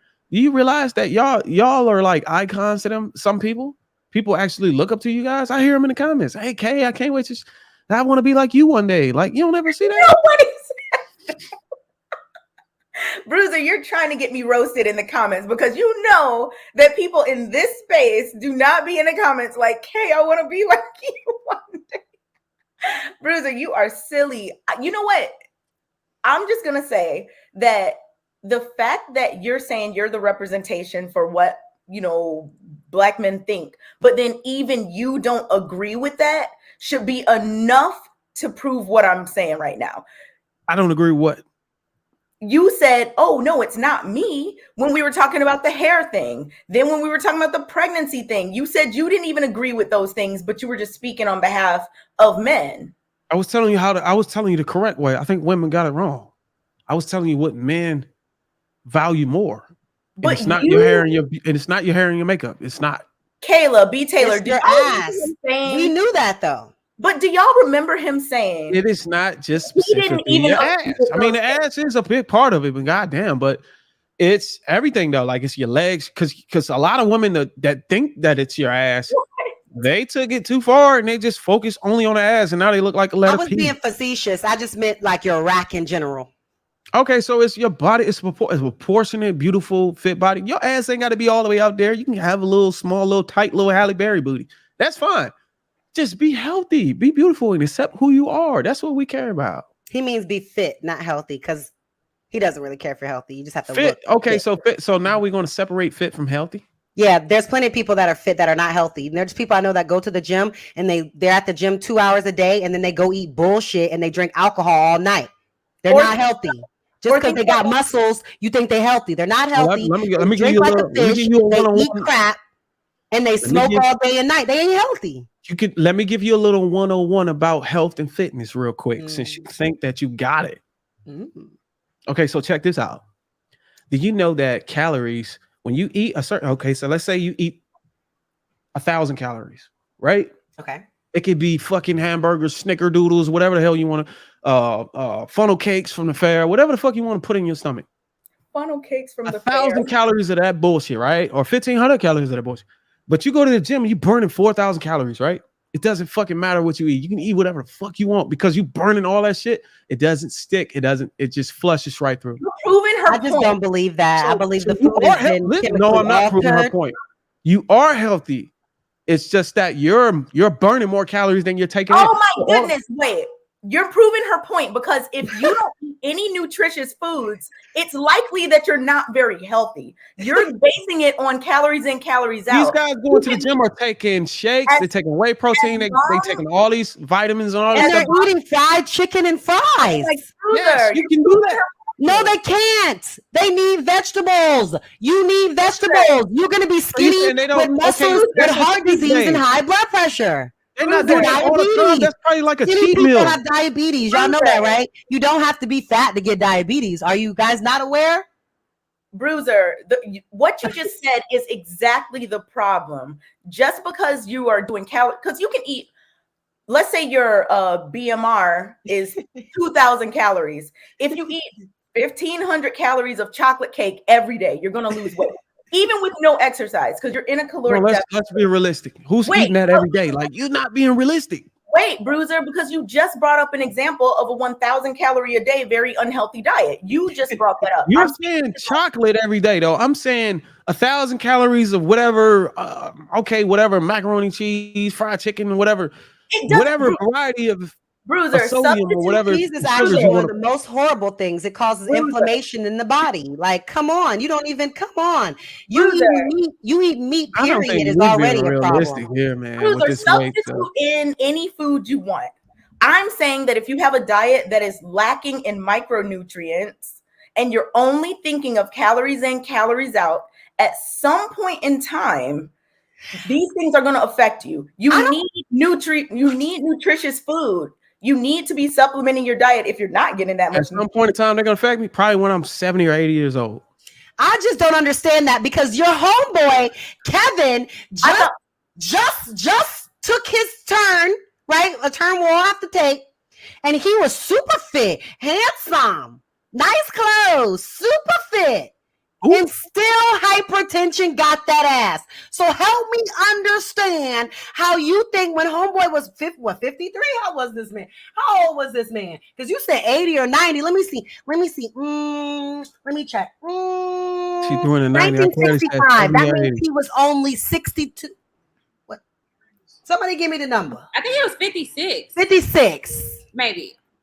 It says he was born March 13, 1965, but I don't know because my mom was born in 62 and she's 60. Yeah, so he was 50. Hey. 50. How old is he? Somebody do the goddamn math. 2002 minus 1965. What is it? Look how much extreme she's going to try to debunk what I just said. Bruiser, all I'm saying is 57. If you care about health, so you're going to take one person that actually didn't succeed and try to debunk a statement that I'm talking about. So now that I'm using an example of a person that y'all respected and revered, now he's just one guy. But Lizzo can be the example for everything, every day on every, like, Bruiser, if you care about health, this is all I'm saying for anybody that's watching or whatever. It's not just about calories in, calories out. It's about the nutrition that you're taking in with your diet. How much water are you drinking? Things like that. How much sleep are you getting? It's not just calories in, calories out, because you can be in a caloric deficit eating literally anything. As long as you stay under your calories, you will lose weight. Now, if you just care about like fitting into a dress or fitting into something and that's what you're choosing to do, I mean, it works because caloric deficit. But if we're trying to promote health, like you were talking about earlier, I don't think that calories in, calories out is a good thing to promote, because we have to focus on micronutrients and vitamins and minerals, things that you actually need for your body to work optimally. If we're caring about health for real. Now, if we're only caring about size, that's different. Calories in, calories out. But health, like actual health and the way your body functions and how, all of that, we have to think about more than calories in, calories out. And anybody who disagrees with that, they don't know what they're talking about. Just say you don't like it, because what? Listen. All I'm saying is, y'all got it wrong, man. I'm trying to tell you, y'all going to the extreme and y'all using all these examples that just don't. Why is that an extreme example? But why is he an extreme example? She's saying that if you eat 1,500 calories of chocolate every day, realistically, nobody's eating 1,500 calories of chocolate. What do you mean? Oh my goodness, Bruiser. What do you mean nobody? The reason I even brought up that example is because you said if you eat 1,000 calories worth of all this nonsense, and I was giving you an example on a proportion of how many calories you burning versus how many you intake. So I'm bringing it up because you brought it up. You brought up the 1,000 calories of unhealthy food and going to the gym and burning 4,000. You said that, but now you don't like the example of chocolate cake, whatever. It doesn't matter. Replace it with any, like I said, any unhealthy food that you don't want. I mean, anything, replace it. It doesn't matter. It should be about nutrition versus calories in, calories out. What It's all I'm saying is, let's say one of your meals is a bad calorie diet, or a bad some food with a bad number of calories, but you're taking in your proteins, you're taking your your vitamins, all these things that you need so you can be able to get gains in the gym. So then what makes it bad calorie? I'm trying to see what you're all I'm saying is whatever I'm saying, you can afford to eat certain things that may not be good for you because of how much you're working on your body, it's how much you're pushing your looks as much. Listen, let me finish. You can afford to do this versus a person who is not in the gym and just eating, stuffing themselves with 3,000 calories and not going to the gym, period. Versus a person who actually burning all those calories and eating the same food. If me and you eat the same meals and it's all bad, but I'm burning all of the calories and you're not, I can afford to do it and still look good. No. Please don't promote this. Like, let's get a health professional. I dropped the link. I know what I'm talking about. We cannot be promoting this. No. But Bruiser, know how to count the calories. Bruiser, the reason we're saying don't promote that is because you're saying you're promoting something that's not the healthiest. If we're talking about health of Black people, I'm not saying nobody should take up the diet. I was just drawing a comparison to make a point that the end result would be worse for the person who's not in the gym versus the person who's actually in the gym. The end result in terms of what? Your health. In terms of what? Your health and your fitness. It would be different. So if somebody, a person who's in the gym, you think if a person, excuse me, that's not in the gym, versus a person that is in the gym is eating 5 times the recommended daily amount of sodium, that the person who's in the gym is going to be okay and the one that's not isn't? I'm saying the health comparison would be a lot different versus the person that's in the gym versus the person that's not. That's just so debatable because every personal trainer that I've ever worked with have told me that working out is only 30% of being fit and being healthy. The rest of it is your diet and water intake. So that's why I just said we can't do this because health professionals are not, they're not co-signing what you're saying. I don't want to promote. I'm beginning to understand and believe this is something that women. I'm beginning to understand this is something that Black women struggle to grasp. That's the reason why 70% of Black women are overweight. I'm beginning to believe that is the reason because you guys don't understand how this thing works. You don't understand. If you go to the gym 5 to 6 times a day, because of the diet. It's because of the diet. People are dying because of the diet. People are overweight because of the diet. Of course, everybody needs to get physical activity, but a lot of people could lose weight with no physical activity. I lost weight after the pandemic I was not working out.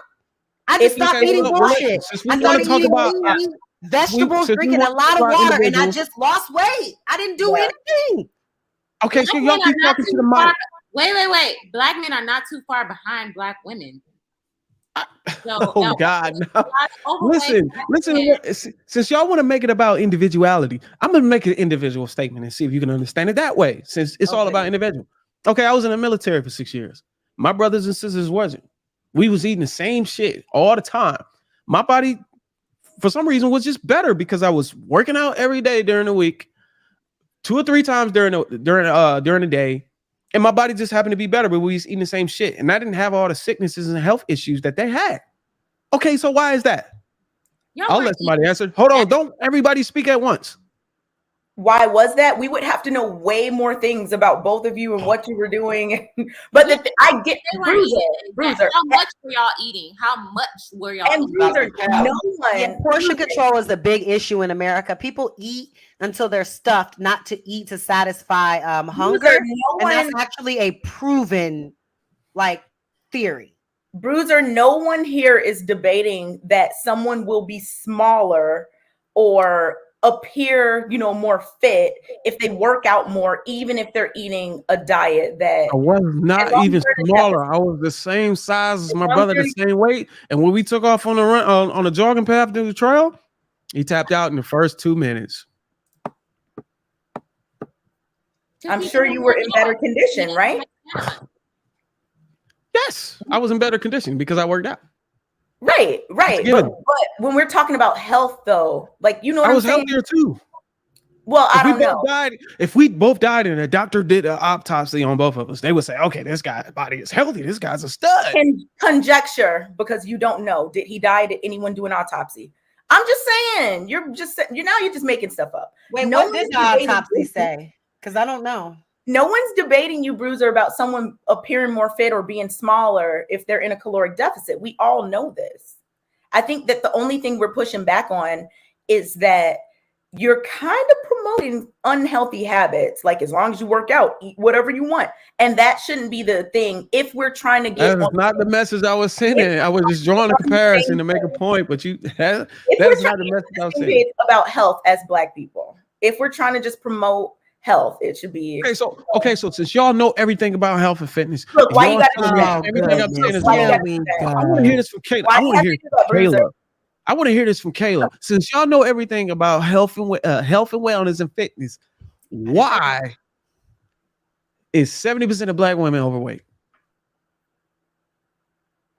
One, because bad eating habits that have been passed down generation to generation. Two, lack of physical fitness because of not being able to prioritize that time, as a lot of them women are single mothers and work 2 jobs to keep the lights on. So, so they just automatically grandfathered in a baby to the effect that they can't get to the gym. What about before the baby? I think a lot of women were fit before the babies, if we really look, especially if they were super young. Poverty plays a big role into weight. Okay. Yeah. Does anybody on this panel have a baby right now? Poverty definitely plays a huge role for there are food deserts all throughout the hoods and the lower income areas that don't even have healthy food that people can buy without going far out of their community or out of their way. So let's come on, let's not act like we love looking at it micro, but look at it macro and all the things that affect. Healthier foods are more expensive. There's a McDonald's in every corner in the hood. If you look, there's fast foods everywhere, every corner. How are you getting to that McDonald's? You driving, right? Yeah, because you don't have no money to go. Take that gas money that you're using to drive to McDonald's. Huh? I use some damn Rawlings or whatever the fucking Snickers and run circles around McDonald's and get healthy. So now you're telling people to take the money that they were going to use to feed their family to buy sneakers? Oh, so now oh God. What? No, because now you're acting like you're out of touch. Now you're acting like you're so far removed that you can't understand what poor people go through. And remember we have this discussion on the channel and Anton was, you can't relate to them, but I can relate to having to make certain money stretch. So stop trying to act like that people are prioritizing health over making sure that their kids don't go to bed hungry. Okay, so I'm not trying to do that, and I agree with you. You do have to make stuff stretch, and I understand it. But I didn't understand when she was saying she was going to McDonald's to buy food for the family. I didn't indicate that was the reason is to feed the family because y'all trying to make the ends meet. Well, that's definitely not a place I would go to make the ends meet. I would go buy some I would do spaghetti because you could stretch that out. I wouldn't take my kids to McDonald's if I didn't have money. Has a lot of sodium. A lot of these foods that's cheap and easy to make have a lot of sodium. And if you don't have the knowledge, you're already in poverty. So a lot of them aren't educated in health as well. Yeah, and that's why it's so important. Mm-hmm. That's why it's so important for during times like this where we have a platform where we're talking, we should not be saying certain things, which is why you got the pushback that you got, Bruiser. Health is absolutely, something that we should, as Black people or as any people, but specifically as Black people, put at the forefront and do everything that we can to, make that situation better and pass on healthy habits to our offspring for generations to come, I'm just curious. I'm just curious though. So these women we're about to wrap up this topic soon. Oh, okay. Go ahead. Because we're gonna go to the next one. But yeah, so Bruiser, thank you for being the representation for all men tonight. So we're gonna go to the next topic. So football season is upon us. Do y'all watch football? Yes, I won a championship at Virginia State, CIAA 2014. Oh, okay. All right. So HBCU. maybe you'll have some, really good input on this topic. So we know that Giselle and Tom Brady allegedly, from what I knew, she was mad about him kind of going back to football after he said he was going to retire, right? Allegedly, him and her were living separately for a while or whatever the case may be. I don't know all those details, but it just kind of got us to thinking. Me and Kayla were like, all right, what's the priority? Is it your spouse or is it your passion? Because when I think of someone at that level where Tom Brady is, I mean, I would assume that anyone would know he's putting football over pretty much everything when you get to that level. So what comes first, your spouse or your passions? And does it depend on the level you're at? What do you think, Bruiser, as a football fan, as a former football player, and as a husband? Let me see how kindly I can put this. Oh no, Bruiser. Just it is listen, straight up. What gets priority? Top priority? If it's a man, it's his passion. Point blank. Why do you think it's different? So let me ask before I assume. Do you think it's different for a man versus a woman? Yes. And okay, why? Absolutely. Because a man's job is to provide and protect. And with his provisions and protection, his passion is actually reaping from his ability to provide and protect is reaping from his passions, his job, you know what I'm saying, his career, his accolades, his accomplishments, his achievements, what he's able to do, his purpose, his drive, you know what I'm saying, his confidence, his makeup from all the things that he's productive in. So he's able to be supportive for a woman. So someone like that is always had to be priority, because that is the driving force. That is where a man gets his plan. It's derived from all those achievements, all those things that take place. And when he meets this woman, she's able to prioritize her spouse because he's the one he's driving the ship. Do you think it matters what's agreed upon or anything like that? Do you think it matters? Like, again, I don't want to speak on their situation because I don't know it fully, but just things that, I've heard or whatever, is that he was supposed to retire, right? But then he ended up saying like, no, I'm going to do another season. Yeah. I think if he had a discussion with his wife and said, hey, look, I'm going to retire. And then maybe he went behind. I don't think he went behind her back and just decided not to retire, did it? I don't know. I just think that, it was something that she thought was about to happen, like, after all these years, and then it ended up not happening. And she was kind of like, wait a minute, what's going on? She was irritated. She was like, she was caught off guard with it, right? Yeah, I think she wanted, him to be retired so that he could spend more time, and do family stuff. I think that's understandable. I mean, he put in how many years? Huh? He was in there for 20 years, right? He's been in there for a long time. And, he's reached such a level. Like while you were talking about like, reaching a certain level and the ability to provide, I was just thinking, okay, like he has already, reached those levels. And I'm not mad at Tom Brady at all. Like he's obviously very, very focused on his passion, his job, his sport. Like that's been his thing. And like I said in the beginning, anyone who gets into a relationship with someone who is that good, that elite in their field, has to know like this person loves that thing. So like I don't really have like a negative feeling about it either way. I was just, curious about what y'all would think. So B. Taylor, what do you think about that in terms of passions or your spouse? Well, in Tom Brady's situation, I mean, when you're married, you did take a vow. So I think it is important. That's why I don't advocate for people to get married too young without figuring it out, because it's not just you anymore. You have to consider your husband or wife. She sacrificed 20 years just like he sacrificed 20 years. She's not able to see her husband. He's missing out on things. He's missing out on events with the kids because he's busy practicing, playing the season and whatever. So she's probably like, okay, I gave 20 years of you not being here you can financially be here, but physically you're not here. If that was the deal and he went behind on his wife's and him deal, then that is a problem, because that caused a rift in their marriage, that you made a vow to me, we had a deal, these are the sacrifices that were made, and then you go back on them. That says a lot about how you value our marriage. If you only want to be the sole decision maker of everything, then you shouldn't have gotten married, because your wife's opinions does matter. I agree with that, B. Taylor. I definitely agree with that. Like, once you take vows and do all this, like, you become, you got to talk about certain things. I don't know what they talked about, so I'm not going to speak on it like that.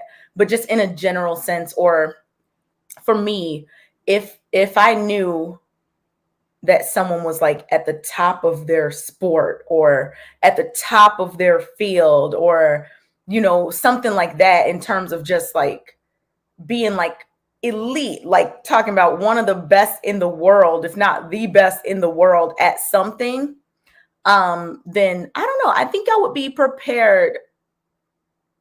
But I guess I can't really say, because you never know until you're in that situation.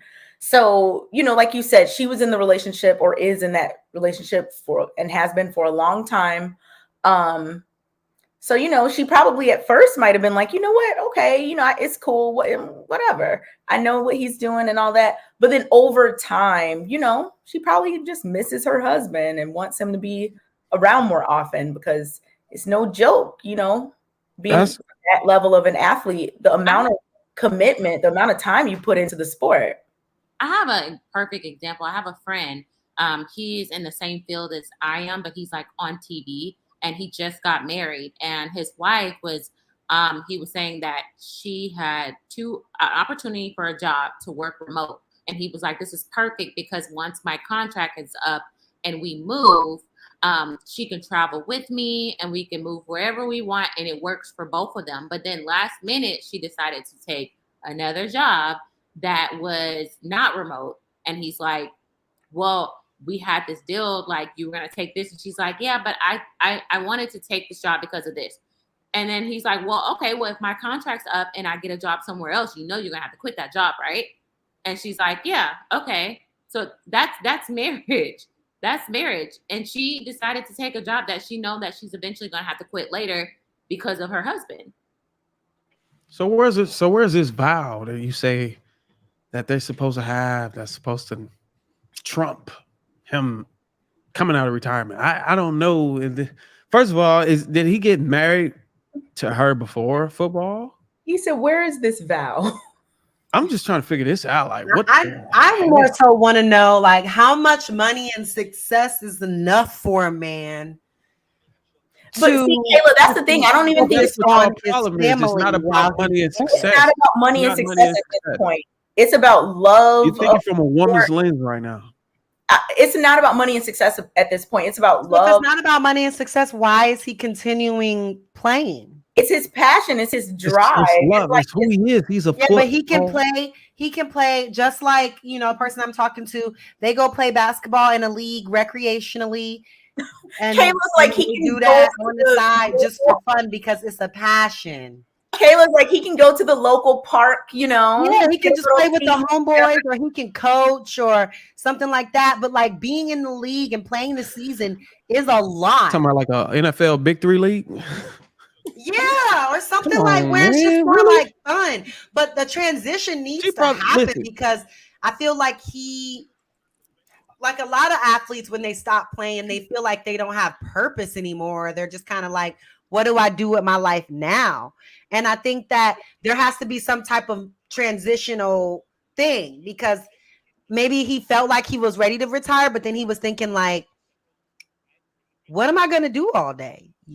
But he has kids that are at a pivotal age. How about spend time with them? He has what, a 5-year-old, 7-year-old, like he only has a few more years with his kids. Like, so you say he don't spend time with his kids? Show them the same attention as regular men that work regular jobs that come home at 5 o'clock. You're not. So like, he's only spending time on each NFL season for about 20 weeks. outside of 52 weeks. Yeah, but there's preseason and all the stuff that goes through it. That's 20 don't weeks. don't act like you don't still have to be conditioning and all these things like a lot. These guys are at home. These guys are on traveling. These before the season, aren't you preparing for the season, or do you just 2 start weeks. playing when the That's season football starts? camp. That's football camp. Kayla, you just get off the couch like, you know what? First game is tomorrow. Football camp at least a month or Especially two before the Tom season. Brady.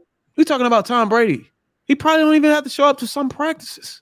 Tom Brady, I'm sure, is very committed to. I don't think he's that type. I think he comes to all the practices. Y'all don't understand how the league works. When you at a certain level, when you the best, you ever heard that saying about Allen Iverson? Practices he goes to. You ever heard Allen Iverson complain about coming to practice?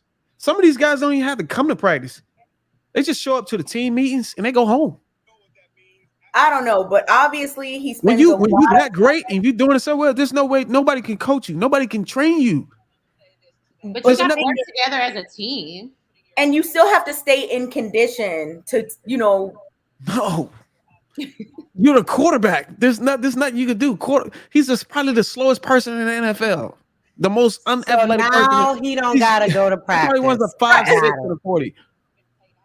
Tom Brady doesn't have to do that. Listen, man. Maybe his kids need him. Maybe it's bigger than that. Like, I don't know much his about. His kids got everything they have, everything they want. They need time.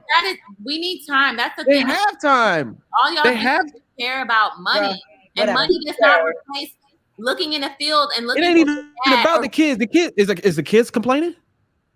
You don't know. We don't know. No, we're not. I saw Tom Brady's son at the last championship. He was freaking flabbergasted, whatever you want to call it.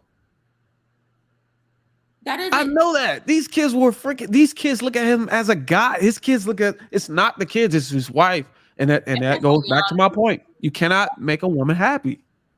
That's Bruiser. Come on. No, that's not Bruiser. true. I know what you're doing.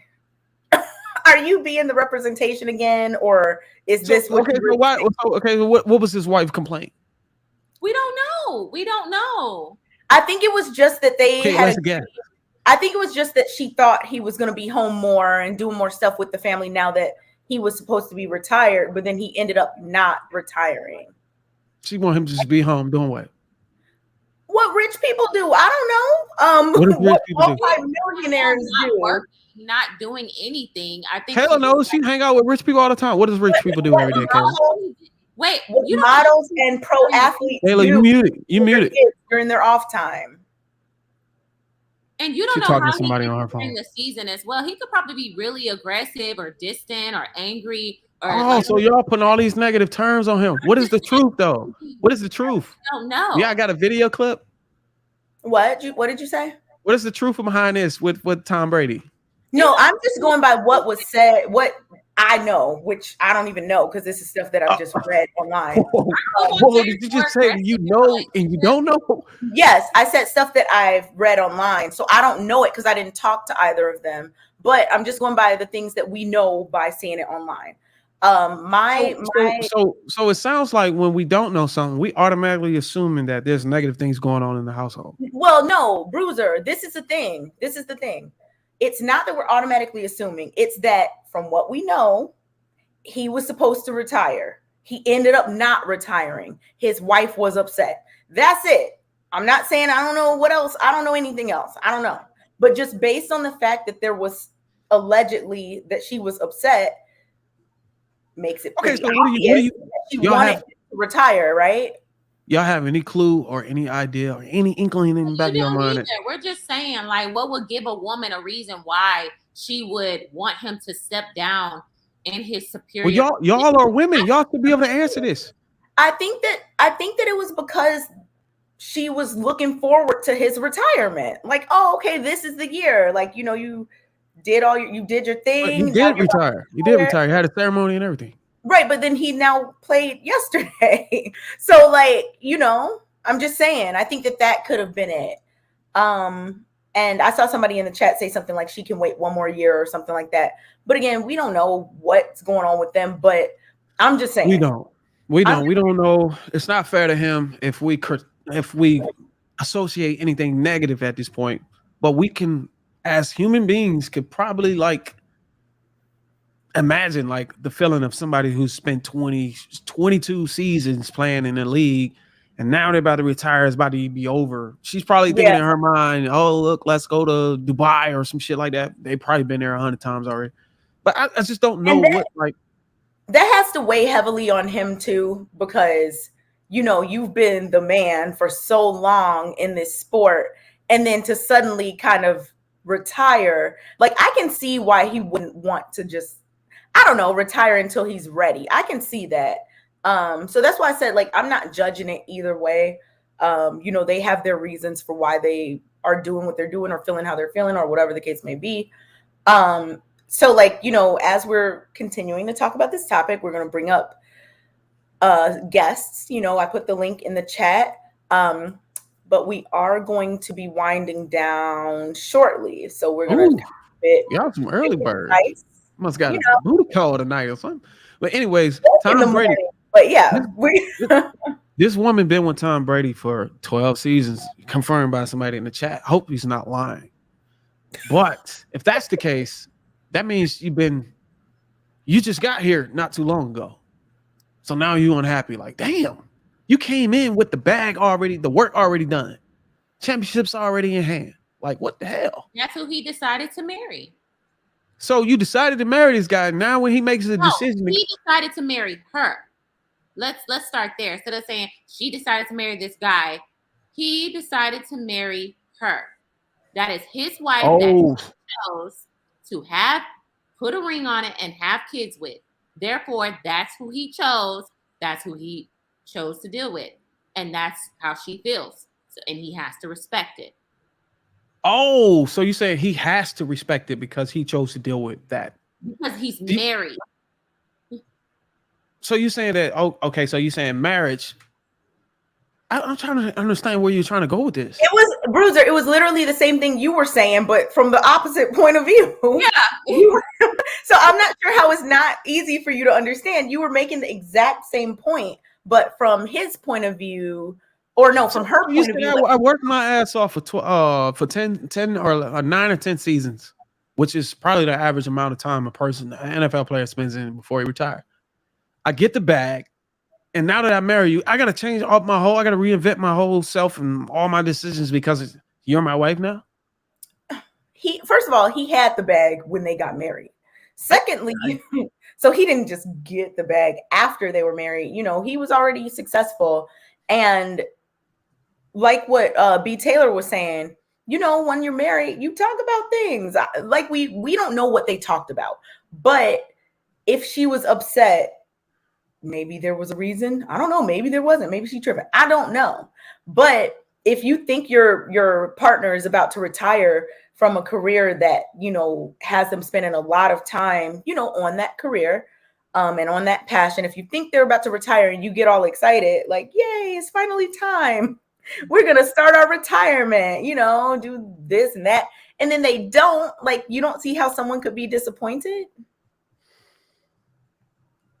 I can see if somebody's disappointed, a woman is disappointed in this if she doesn't have an understanding of her role.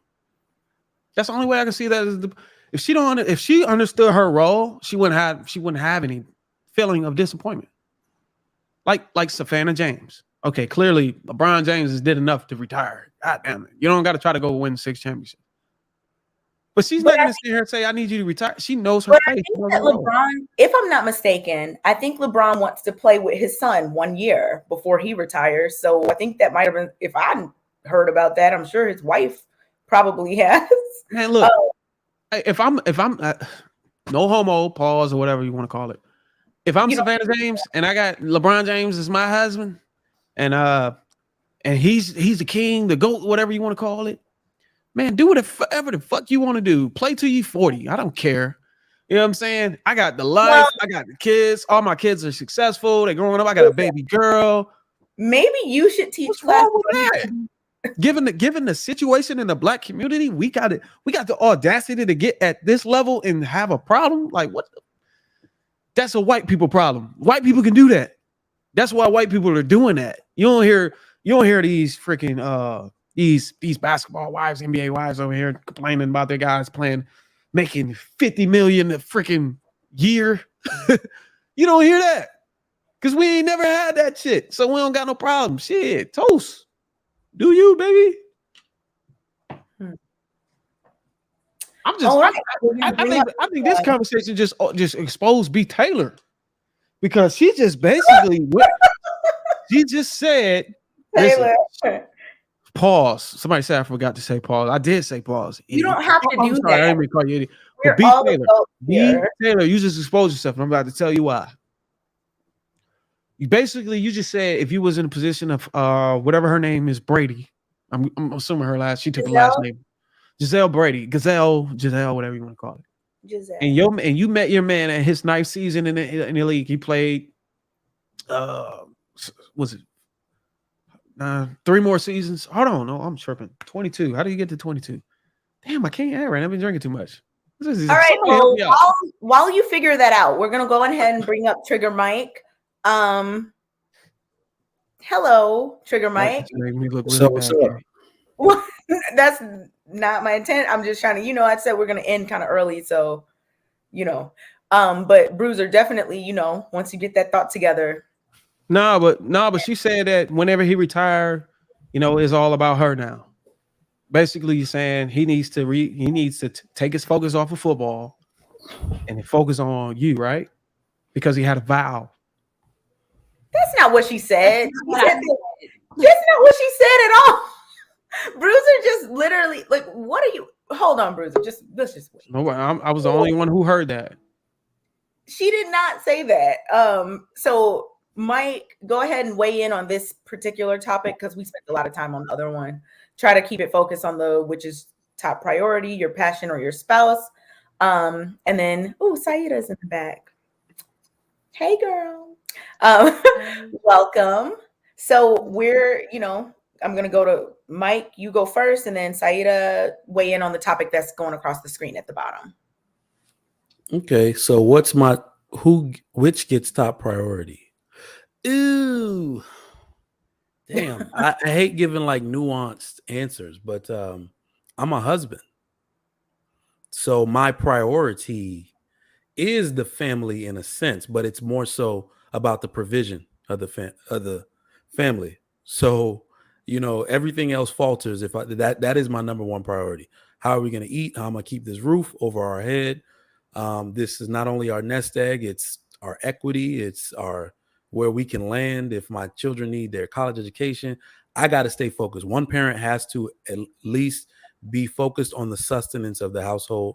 So in my particular role as a husband, absolutely, I got to focus on my passion. I hope that means my job. Yeah, something like that. Mm-hmm. Yeah, if I'm like making candles or some shit on the side, I'm not gonna focus on that and neglect my spouse. But it's really on preserving and sustaining the family. So that's my spouse as a priority. Outside of that, no. She should understand, especially in the wife role, that is my number one purpose in life. Okay. Thank you for that answer. Definitely makes sense. And thank you for adding that context as well. Because while we were kind of talking about this, I was thinking about, when we're talking about Tom Brady, that's much different than if you just kind of like to go, just something you have as a hobby that you kind of like to do and you're, into it. It's different. So that's the context that. So you're right. And it's like yes and no. It's like yes and no. It's his fault. First off, let me say that men like him and all of these athletes need to stop marrying other famous people because these, they always get demands put on them that I don't want to say real wife, but an understanding wife would never put on them. An understanding wife, like a woman who came up would be like, man, play till your knees fall off. It's not about his passion. It's really about his legacy. Okay? So then do you think non-famous women who have maybe, just lived regular lives, become understanding wives, generally speaking?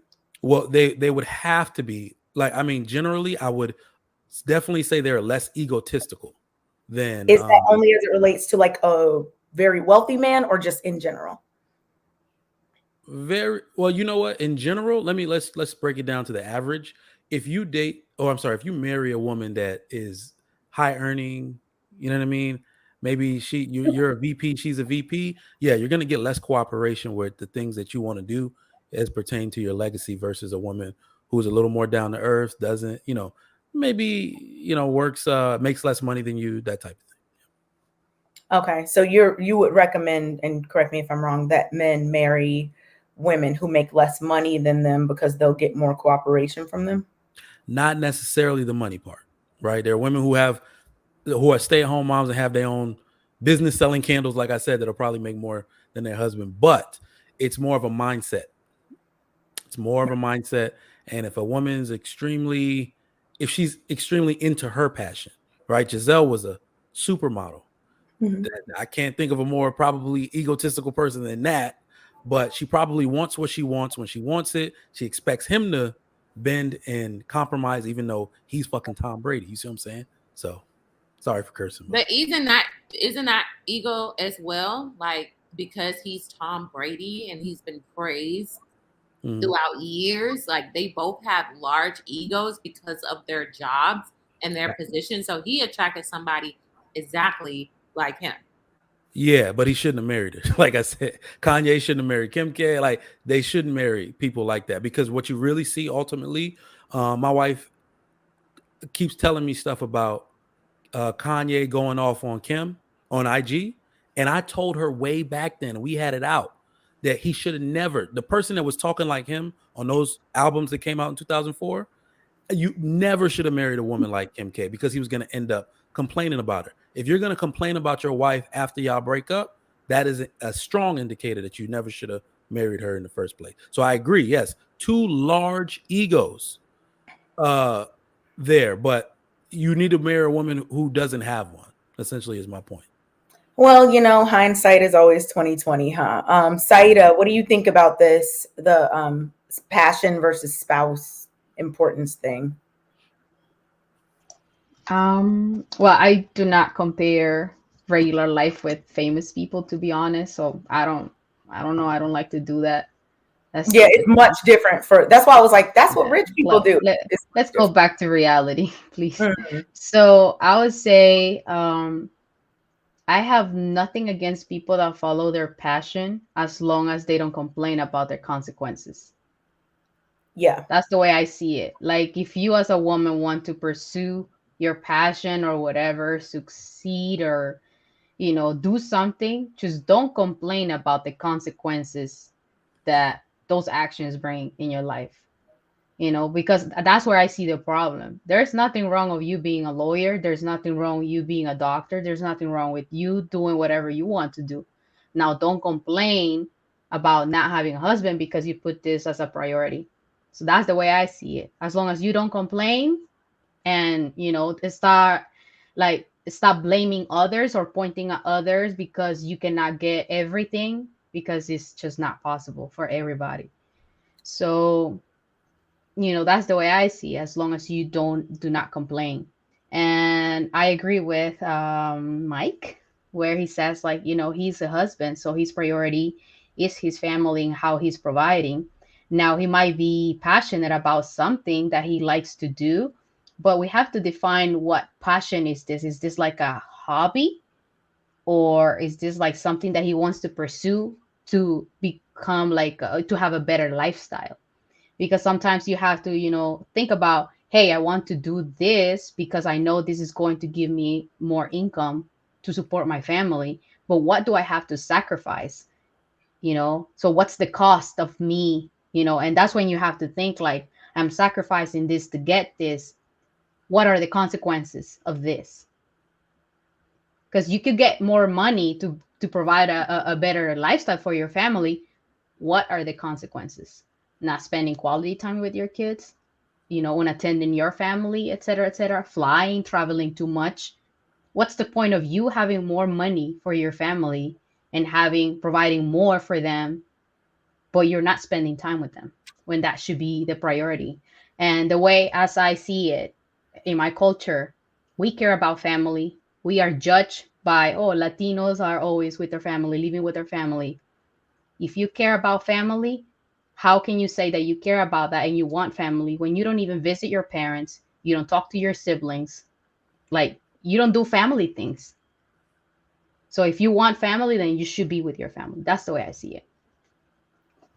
Yeah, I like the point you made about, understanding what comes with, chasing a dream or your passions and doing all that, because I think that's a part that, you have to factor in if you want to be at the top of any field, any sport, any whatever, you are going to have to make sacrifices, and sometimes those sacrifices will affect your family.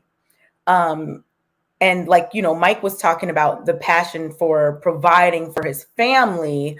So, I don't know. I think it might be different, and y'all can speak to this and, correct me if I'm wrong. It might be different if your passion is providing for your families, right? Your family. So that might look different ways versus my passion is, I don't know, tennis or whatever. And I want to be the best tennis player. I'm going to be at the top of the field. I'm going to do all this. Like, I think those are two different things, because the one about providing for your family still puts your family at the forefront versus the other one puts the thing that you like to do at the forefront, if that makes sense. So B. Taylor, I see you. What do you think about that? Were you thinking the same thing? Because I was just like, wait, those are kind of different. Yeah, no, I agree with where you don't put, I mean, I understand it's your passion, and he's been living his passion and dream for 20 plus years. And when are you going to put your family first other than just, I'm financially providing for them?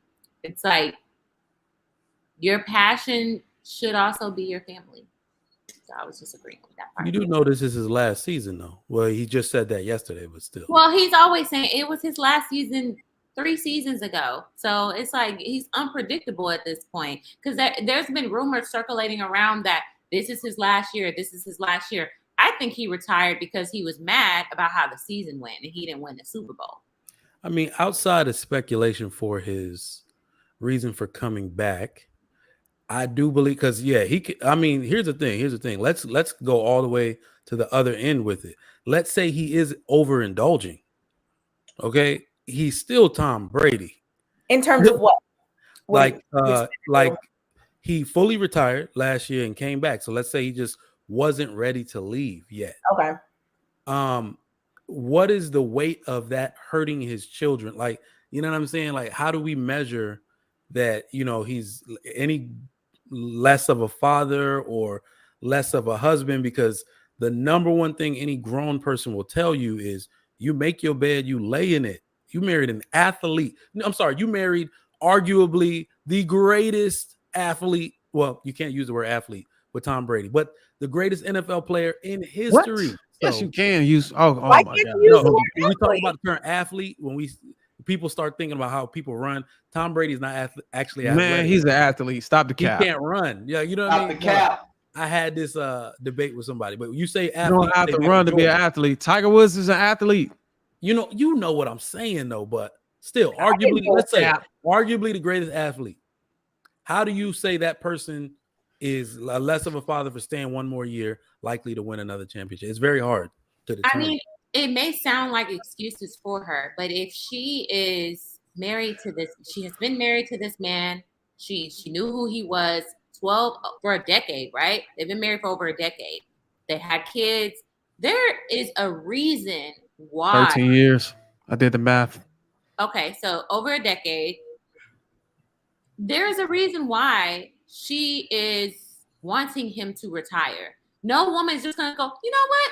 I'm bored. I just want you to give up your greatest career for no reason because I'm selfish. No, there is obviously a reason. And I, as a woman, would think maybe it has something to do with home life, because men who are in that caliber, who work all the time, there may be reasons why she wants him to retire. Obviously, it's putting a strain on their family. And she only want him to do it for one more year. Yeah. So you said the strain on his family is obvious. Wait, hold on. We're gonna get Saida in. I saw you had your hand up, and I see you writing notes. I know you like to write. What you doing? You're not I'm writing not notes? writing notes. I know you sometimes. I'm like to fixing write notes. something. You know you write a note sometimes. I know what you be Yeah, over there.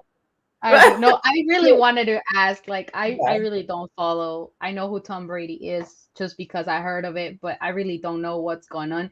So You know who I Tony am. Gonzalez is, right? Hold on, wait. I kind of feel like I I don't know stereotype. nothing. I don't know nothing. What, Nothing. Bruiser? I don't know who he's. I don't even know who his wife is. So I guess they are separating, or So basically, a very elite professional football player, who has been in the league a long time. The greatest football player of all time. Of all time. He yeah. was, he's Don't achieved. say no very elite. Just give him his credentials. He's achieved so much. No, I'm not taking anything away from him He's at the all. greatest football player of all time. So you see how they're talking about him. It's that much. So he was supposed to retire, I guess, like last year or whatever was supposed to be his last year or something like that. And he ended up coming back for another year. So he's now currently playing again. And his wife allegedly, moved out for a little bit and, kind of felt a way about it since that she thought he was going to be retiring this year. So Okay, we were so- just talking about so that. they're not separating. They're just it's a concern that he went back and he didn't retire. You know, So the way I'm seeing it is, okay, and I don't like to assume things because it's like not even our life. We're discussing somebody else's life, so we're speculating. But the way I see it is this: if he had made a decision that he was going to retire, and then they make plans on that, and then he's decide, oh, you know what, I'm going to buck up and just go back to what up. Okay, so what plans did we have? There was an agreement right there. So I what are you affecting? You see the consequences. What are you doing? Because you don't have a plan. You're just doubting. You don't know what you want. You still don't know. Probably he will say, I want to continue. She will support him. So right now we're just speculating that she's forcing or pushing him to be with his family, which I don't think so. If a man wants to be with his family, that's going to be his priority. But then he might feel, probably I still want to do some more, whatever. But again, the consequences of that is what? What does it make any difference for a man that you're describing? He has everything. One more year of working. Let's What just is be that? honest. What Let's is just that? be More honest. money? Wait, hold I'm on, doing the Bruiser, same because I thing, think Bruiser. hold on, Bruiser, because I think that Saida, finish that last thing you were saying, because I think I knew where it was going. Yeah. What makes the difference of him working one extra year or not working an extra year? Is that going to, put the family in difficulty, or like not providing for what? What is that extra year that she was asking? Was that It's asking for gonna too take much? you know what it's gonna do? It's gonna take away from her happiness. Yeah. So Well, let's wait, just- hold on. Try to see what Saida's asking, because it sounds like one of those like I saw what she was asking and I answered it. but No. but like No, because if I I am agree. comparing, I don't know the man's life. I really don't. I cannot say he's a Yeah. great father because apparently he's a great athlete, but we cannot say that he's a great father. no, We can't. cannot see that, so we And don't know we gotta- how. Yeah, So, we like, gotta- Hold on. Hold on. Okay, he's compared to. Okay, so you know who Selena is, the singer, right? Who passed away. What? He's you like asking her that to the because like. she's 10 a- power. I know Messi. I know Cristiano Ronaldo, and they're athletes. Oh, and they're shit, great. you know Messi? You know Lionel Messi? He's like Messi to the like. That's Selena. He's like Selena? Lionel Messi you? to like more power. Lionel. That's who he is. That's who Tom Brady is. So, Bruiser, in terms of like what Saida was just talking about, risk versus reward, right? Like all these things are happening. Like, what is it? Just in your opinion, this is all just our opinion about people that we don't know. So, in your opinion, let's say you were in his shoes, as much as you can imagine it, because I know that you can't, because you're not. I get it. But like, if you were hypothetically, what would you do? I would do what the fuck he's doing. Play another year.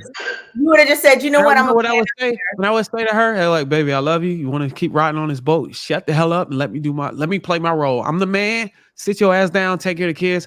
Give me one more year. And I'm gonna make sure you have the best. How old is he? 40?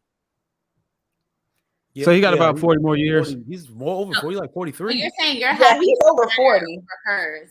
Because you said Oh, earlier it's about her happiness. But Yes, then you that's want her to exactly what trust. he's saying. I'm You're saying what a more- man has to do, when a man makes a decision, when a man makes it, that's the problem with Still women know these his days. happiness, Bruiser. right? Bruiser, You let marry, me listen, address, this Bruiser, is the let me problem. address Hold on, the hold on. elephant. Let me just say one thing, and I'm gonna let you get it, Trigger Mike. When you marry a man, you just said that, hey, look, I'm gonna let this man make the decision. I'm gonna let this man guide me to the finish line. Yeah, but his And wife what I'm is saying, also his rib on his side, Oh, and he God. is Oh, a God. real head of the man. Also, he leads, right? But he also considers what his wife is saying. It's not like just a duck. he considers it, but the bottom line is to get the family to the finish line. And if you get in the fucking way of that, Who is physically taking care of the family every day? They The both maid. are. And Bruiser, wait. Are If you we're talking serious? about Are you Yes. serious? They're both taking care of the family physically. I didn't say financially. I said physically. Who is taking on that labor? We Every day. can okay. You and I can't determine that right now. that's fair. Come on now. Bruiser. Like, is he He's really only it's 20 weeks in a total season, his including job, camp. and he's traveling from city to city? He's at home all of a sudden Bruiser. every night, taking care of the kids, giving them baths. I think Big Taylor just got an agenda right now, and I'm just trying to figure it out right now. Bruiser, would you have Can I anything? say something? Can I say something? Yeah. So real quick, hold on, real quick, because Bruiser, I don't know. Bruiser's been doing a lot of stuff tonight, and I'm just trying to see, because I don't know if you're being serious or what. So, Bruiser, just as you go forward, I don't know if you're speaking, what point of view you're speaking from. No, listen, I'm talking about marriage, and I talk about marriage every week on my channel. All I'm saying is, when you marry a man, what's the name of it? you confide. The groomsman show. The groomsman show. Check the it out. groomsman show. Hold on, you got to say it like this. The groomsman show. All right. Anyways, it's Trigger Mike. You got to pull up tomorrow. I need staff. Anyways, when you marry a man, you have decided that, hey, look, I'm gonna allow this man. This man has a plan. This man has chosen me. So pause for the people in the comments that keep saying I need to keep saying pause. Pause. This man has chosen me. So I am going to be on my best behavior, and I'm going to allow him to direct us and guide us to the finish line. And whatever he needs of me, I'm going to be there for him. And I'm going to be a great supportive wife to him. I'm going to make this journey as easy and as peaceful as I can. So me being a woman, that's your ability. Wait, hold on, Mike. Let's get to Saida. I know she had. Go ahead, Saida. Go ahead. About that. Andale. But that's the thing, though. If you have a plan, and you go back and you made a decision, and then you go back and say, you know what, I don't feel like it. That doesn't sound like a plan. It sounds like you don't know what you're doing, and you're still not sure. Yeah, that sounds like you don't know, like you don't have a strategy on what you're doing. And now, but the sudden change wasn't so far from the original plan. Like I chose to play an additional season. So let me ask you something. Let me ask you something. Do you know who is Michael Jackson is, right? What? You asked a bunch of black people today. I'm just kidding. I'm the one who ran track or what? I'm just kidding. I know that you know. So what I'm saying, and the reason why I brought it up is because he's the king, right? Mm-hmm. So do you know who his children are? Say it again. No, it's still not. It's not debatable. Wait, do you know? I have a point. Do you know? Don't say R. Kelly. Please don't say R. Kelly. Okay, Bruiser and Mike, hold on, so she can get the point out. Okay. Do you know who his children are? Yeah. I don't think he knows who his children. Rest in peace, Michael Jackson. No. Okay. So I don't think he knows. Are they talented people, or are they just Michael Jackson's kid for the money that he left them, and for who they are, and for what they inherit from him? Because he was not the father that was there for them, even as babies. They don't remember this. What? We can go on with other. Hold on. Let me finish. I can say that's what is okay. That's exactly my point. You mentioned something really important to me right now, and for us, in my culture, legacy is not what you leave physically to your kids. It's what you leave in them, within them, the values that you transmit to them. what you teach them to do in life, because that's what you leave them in reality. You can leave them money, but they are just a shadow of who their father or mother was, because the He father was left them never more than there. he left them But more than that. He left them a royalty Yeah. to where they don't ever have to lift a finger and to even what try are to they sing gonna their do way with into the some award? dollars. That's the problem. So- But let me say something, and I don't mean to offend no one, okay? With all the respect in the world, I'm gonna say it in general. That's the problem with American culture. But They use people and care for things when it should be the other way around. well, we also you said in the beginning that you didn't like using celebrities as example, but you use celebrities' children and their relationship with Because them as an example. I am putting The myself average in this American, page. I am putting does not myself have in your page right now. Michael, you just literally picked the most popular entertainer other than the Beatles in history to talk about his relationship with his kids. He's too famous to make an example out of. But let me finally address the big elephant in the room. And I think I was addressing something Taylor said. The elephant in the room is, okay, it's a terrible burden for women, but a man going back to work or being in the home is nowhere near as important as the mother being in the home with her children. So, because I hear the conversation trying to kind of move into like some kind of middle ground, it is not equal. A mother abandoning her children to go pursue her career and focusing on that passion does not weigh the same. So then, Mike, would you say that mothers are more important than fathers? No. But so think about it like this. Well, can I do the inverse? Wait, let's get some clarity on what you just said. So you said there's more of an impact and it's more important. It doesn't weigh the same in terms of mothers and fathers, like raising the kids or whatever. That's what you were just saying. But then you're saying that mothers aren't more important. Can you So let's talk about roles. If we switch roles, okay? People like to use the term gender roles. I call them natural roles. A father is supposed to work. Now, if you switch those roles around and Tom Brady is sitting at home on his ass and send his wife out to work, let's say they weren't famous. Let's say they were regular people and sent his wife out to work while she could come home, watch him sitting down every day when she gets home, she's going to have an issue with that. You see what I'm saying? So if you switch those roles around, both people would feel indifferent about what's going on. All right. But it is more important. Like, you cannot say, and I don't even mean it in the sense of what the parents' choices are, the children and the way they feel about it. Have you ever noticed that children don't really, like, his children will cheer for him even though he's gone, 4 or 5 days a week, and cheer when he comes home. They won't feel, I promise you, they won't feel the same way about their mother if she does that. Children inherently know they have a nurturing bond with their mother. I need you here when I cry and scrape my knee, versus dad going out and making the bread. Yes, he can indulge in that a little too much, but it's not as impactful for him or to the children for him to be out there making money and securing their legacy. So that's the thing. That's the thing that doesn't make sense sometimes to me, because I think mothers and fathers are both very important. They are very important. I think they're both I agree. I think they're both equally important, but just different, But when people say things like, well, the kids are going to be more impacted if the mother does this versus the father, you're indirectly saying that's what it seems like. Now, we're here talking, so of course you can defend your position. I'm not, you know what I'm saying? I'm not trying to speak for you. But it's like you're indirectly saying that mothers are more important. No, I'm not saying that at all.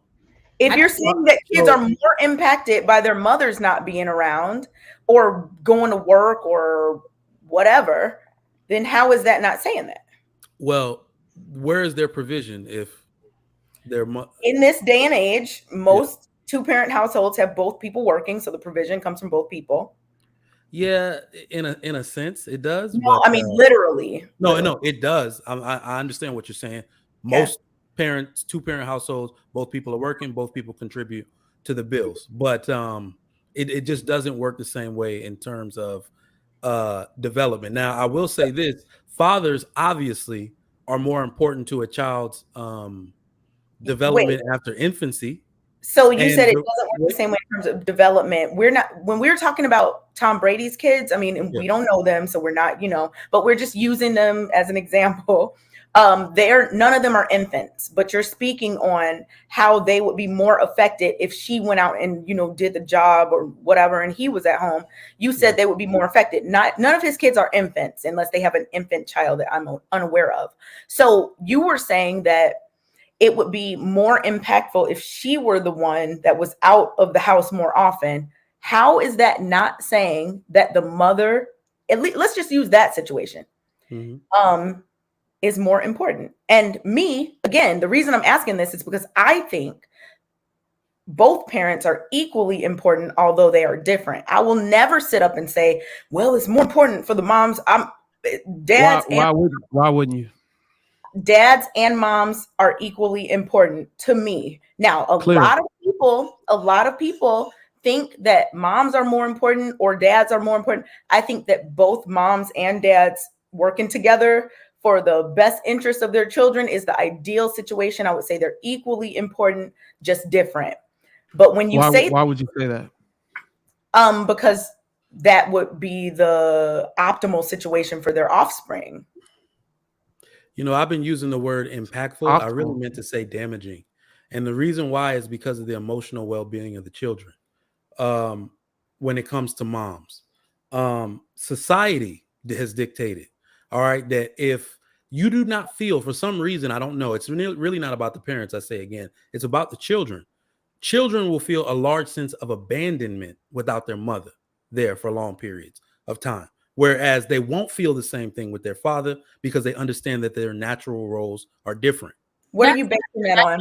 That's not true. Wait, let's see what maybe he's basing it on. What are you basing this on? So what I'm saying, you're disagreeing that children won't feel signs of abandonment? No, what are you basing your claim on? Yeah. Emotional well-being of children. Based on, like, where did you get this information? I've seen this information before in people who were primarily raised by their father. You know what, Kay? I think it's funny that you won't ever bring out stats, but you couldn't bring out stats on your claim. Because I'm not making those types of claims. You just made a claim that you said that you think it's equally important. That is my opinion. I didn't make that claim like it was a fact. That is my opinion, Bruiser. I see you trying to save him. He doesn't need to be saved. He's grown and he's not sinking. Mike, where did you get that information from? I'm going to give you the link right now. Okay. So, B. Taylor, I know you had around here plenty of women saying, I needed my father. I needed my. And men. No, I'm not talking about, now let's be clear. I'm not talking about a father that's absent from the home. I'm talking about a father primarily working. You do understand most of the baby boomers, their fathers were factory workers that were gone 16 hours a day. In fact, let me just use my own house as an example. My father owned a business. He was asleep when I woke up to go to school. He was gone and didn't return home until like 2 a.m. So I did not see my father until Sunday. I never had an issue with that because he's working. If I need sneakers, if I need new cleats for football, that's his purpose. That's what I'm saying.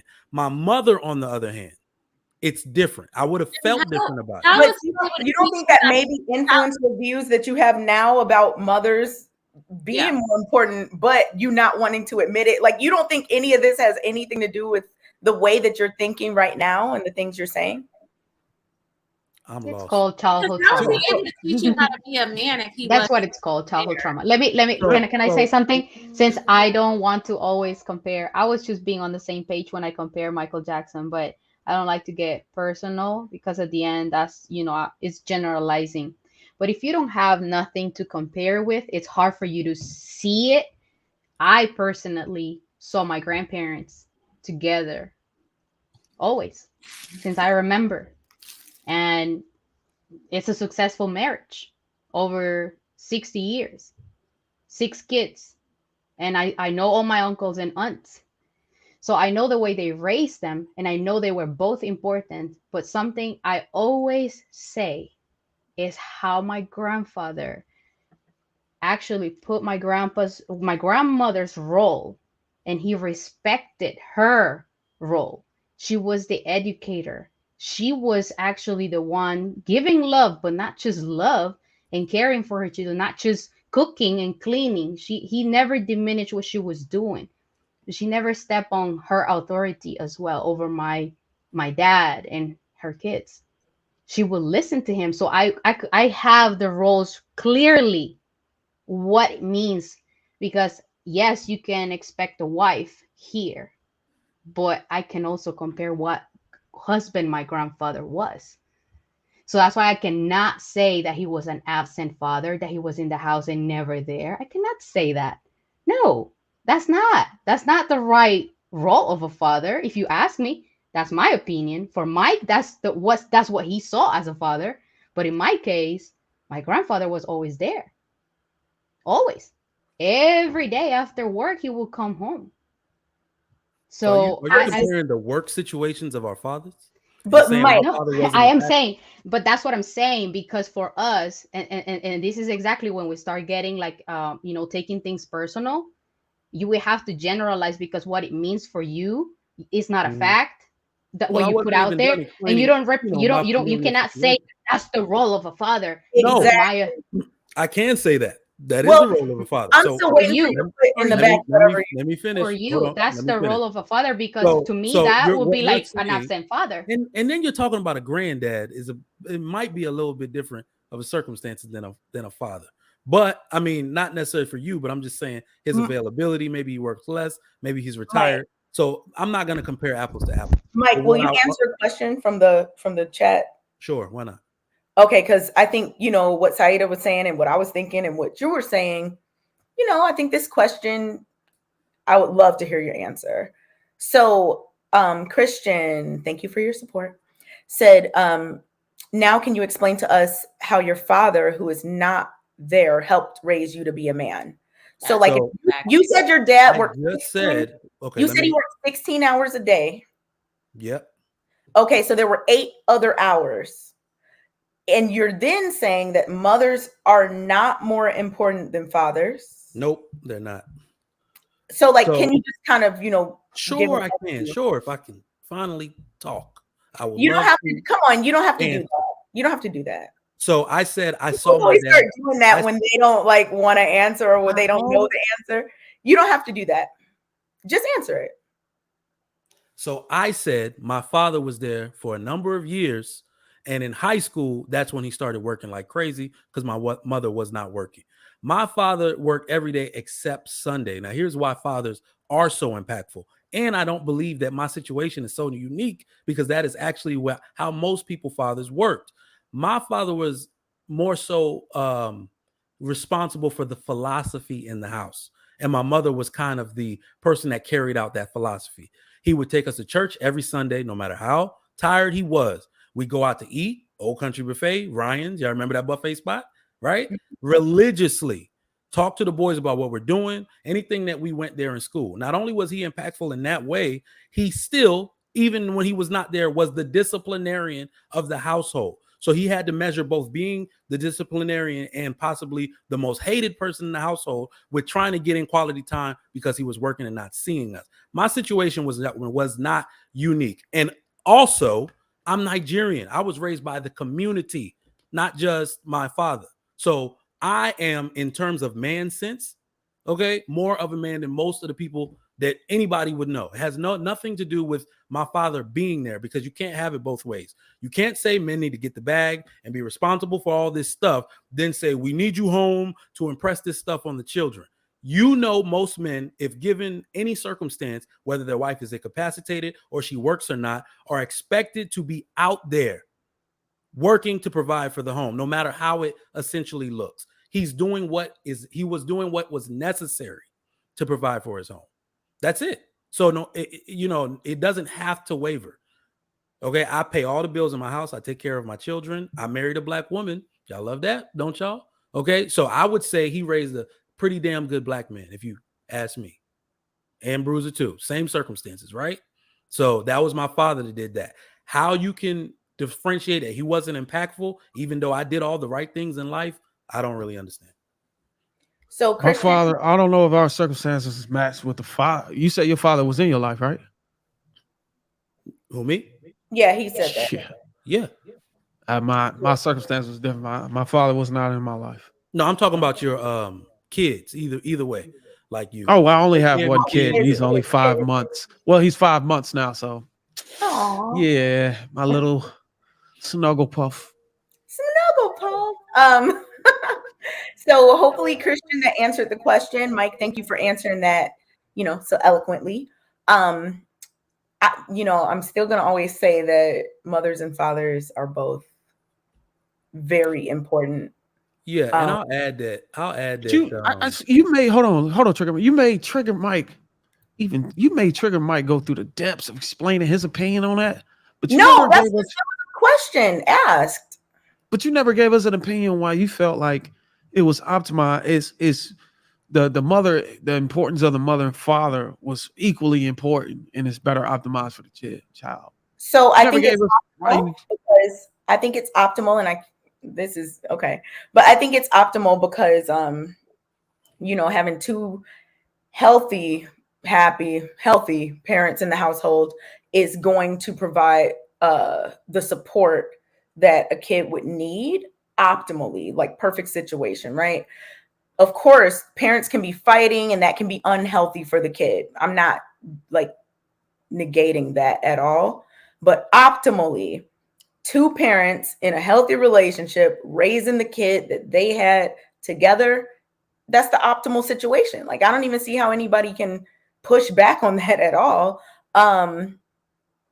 Mother's roles very important, father's roles very important. Both need to work together for the best interest of their children. Like I don't even see what the argument is against that.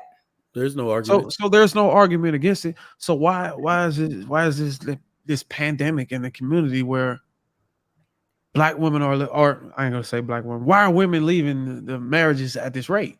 Ooh. If that's not an argument.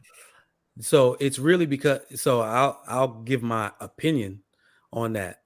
They don't understand. Before you give your opinion, I just wanted Kay to address it because she made a statement that was optimal and there's no argument. Why are people leaving marriages at high No, rates? why are women leaving marriages at the rate they are? 70% of I think a lot of marriages and divorces are initiated by women. And I think that's regardless if it's women and women being married. Okay. I think a lot of people do not have the tools to have a healthy relationship. A lot of people haven't seen many examples of a healthy romantic relationship growing up. I mean, that's just a lot of people haven't. So a lot of people just kind of trial and error things. And I think in terms of women versus men, like filing the paperwork, I think most of those types of tasks of paperwork and appointment setting and doing those types of things are just more often done by women. So I think that's like another variable to that situation. I'm not going to say if a man is doing something, that's quote unquote ruining a marriage, that just because he didn't go get the paperwork, that he didn't contribute in the ending of that marriage. Like, I think people like to hang on to the whole, like, why are women leaving at such high rates? When really it's a problem with both people that are supposed to be working together on a relationship, not, having the tools or doing what they need to do to keep that marriage together. And maybe like, I don't know who was saying it. Somebody was saying it, that sometimes people would have never even gotten together in the first place if they would have had more knowledge, maybe passed down to them, or things that they knew in those situations. So, I mean, I think there are many reasons. Well, I mean, I think it comes down to also that modern women in general, do not understand purpose of marriage, and they don't understand sacrifice. I understand it very well as a husband. That's why I can clearly tell you now, I will never leave or file for divorce from my wife. It would have been very easy to do so if we didn't have children. Once those children were born, those two terms went into effect. Purpose, sacrifice. It's not about me anymore. You cannot tell that to, just to be fair, the average modern day person, man or woman. They are extremely selfish. There is nothing my wife can do that will make me derail the lives of my children and put them at risk for all the risk factors they will have having us live in separate homes. I look at it from I don't know what it's called, like a flow chart type of thing. I look at the money that I make from my corporate job, from my businesses, and everything me and my wife do. Then I look at the money she makes and the business and all of that. And I say, if we were to get divorced today, all right, you would probably, if you were eligible for alimony, because most women aren't eligible because their men don't make enough, I would have to pay alimony and child support. That means soccer, gymnastics, football. My daughter does Kumon math, their science stuff, the space camp. All of that shit is gone. That is their quality of life diminished. That's what people don't understand when they're going through these motions about divorce. You are seriously diminishing the quality of life of your children. Whatever the hell she did, I'm not saying our marriage will look the same, because it damn sure may not. I'll sleep in this office of mine before I go in that bed with her if she did some crazy shit to me, right? But I cannot leave my home and diminish the quality of life of my children. And people are way too selfish to admit that. That's why they want out of the relationship. People do not go into financial prosperity in divorce. More often than not, they go into financial ruin, and they ruin themselves because of that personal selfishness. And then we identify who we're talking about when you say people are way too selfish, because we did identify that 70% of it's initiated by women. Are we saying women, or are we just saying everybody? I'm actually really just saying women, but to be fair, there are some men that are extremely selfish, but primarily, just like as you said, it's closer to 80% file for divorce. And the reason why I'm going to say we have to talk about the women more, because when you look at the reasons for the filings, like, we can get granular with it. They'll cite irreconcilable differences. He didn't hit you? Like, you go to some... Hey, hold on. There's men may not file because they want the woman to look bad. A lot of men check out. They don't even they don't even sleep in the same house. They may have got their own apartment. And a lot of women say they're forced to file for divorce. And when they try to talk to the husband, try to go the marriage counseling, he's saying, I don't want to do any of that. I don't care. He's checked out. He got a girlfriend and everything. That's when they file. A lot of women actually do fight for their marriages. And to put that stereotype and misconception out there that we're filing for no reason, it's a reason. A lot of men just check out, but they make the woman look bad by checking out and forcing her to file, because there's no man in the home anyway. What's the point of being married to him and he has a whole girlfriend and he's not even in the home? Hold on, B. Taylor, you do realize this is women and women marriages too, right? Well, I don't know about anything about women. Oh, this is all of it. This is all marriages in one bucket. This is man on man marriages. This is women on women marriage. This is man on woman marriage. And the number one reason for divorce is finances. So you can't say he's your point, but what is the percentages? I want to see the stats on gay marriages. He just stated close to 80%. So you got to come with those stats. The whole narrative. Close to 80% of all divorces is initiated by women, and that's all relationships. Yeah, and a lot of women feel like they are forced to file. So you can't really say as a man that. So when you say this statement, the man is already checked out, he got another woman. What about the women that's married to women? What is the statistics on that? Because you're trying to make a point and collide. Okay, so this is 80%. The 80% of all divorces is initiated by women. It's not okay. That's set in stone. Women are married to women. Let's look at those statistics. If it's like a 2%, does that even count? Okay, so they're talking about all the divorces. We're talking about all the divorces that's happening over an experimental exercise. So when you look at it like that, you have to account for you're going to account for all marriages that went through divorce and took place during that era. And when you look at 80% of all the divorces was initiated by women, okay, what the hell? So when you say as a man checked out already, and then the leading cause of divorce is I think there's three causes at the top. Number one is finances. Number two is, I think, infidelity. And number three is spousal abuse. So if number one is finances, okay, let's say she married a guy that did probably didn't have his finances right, and she checked out because she didn't have enough money. So we put money above the family, right? I mean, it takes money to take care of that family, right? And that's why we have the life we live. So women, I mean, women are prioritizing. wanna create a Women lot prioritize the bag or a fat wallet over a good man. of wealth. I'm asking you a question. Do you want to create families in poverty, or do you want to stop that and create generational wealth for the Black family specifically? Okay, so let me ask you this. You said, do I want to create families and wealth? But do you know that when the woman walks away from the marriage, that is the kid better off, or is the kid still in poverty, or even worse? Ever since the Great Society Act, what happened?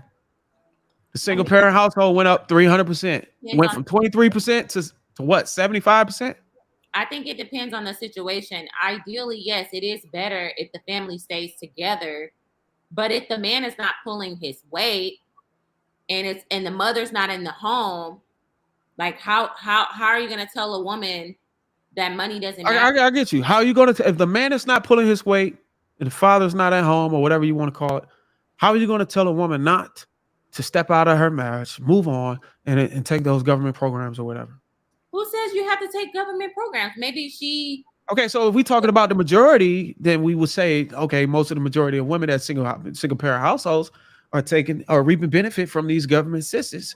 Is that whenever true? they step away from it? Yes. Come on, man. The majority of women who are doing what? Wait, okay, are we talking about Black women? So do we need to pull up the statistics of Black women? No, I'm just asking you what you're saying so I can look it up. White women statistically are on government assistance at a higher rate than Black women, and a lot of them are with Black men, the white women. So because there's more white women. Is that a pound for pound comparison? You spewing out. You keep saying a lot. Because that you got to do a pound for pound. Crazy. Because there's more white people. Obviously, they're gonna have access to more of the benefits if there's more of them. Statistically, it's more white people in the country in general. I mean, yes. So you can't. You got to do it. You got to compare it by the proportion. You got to compare it by.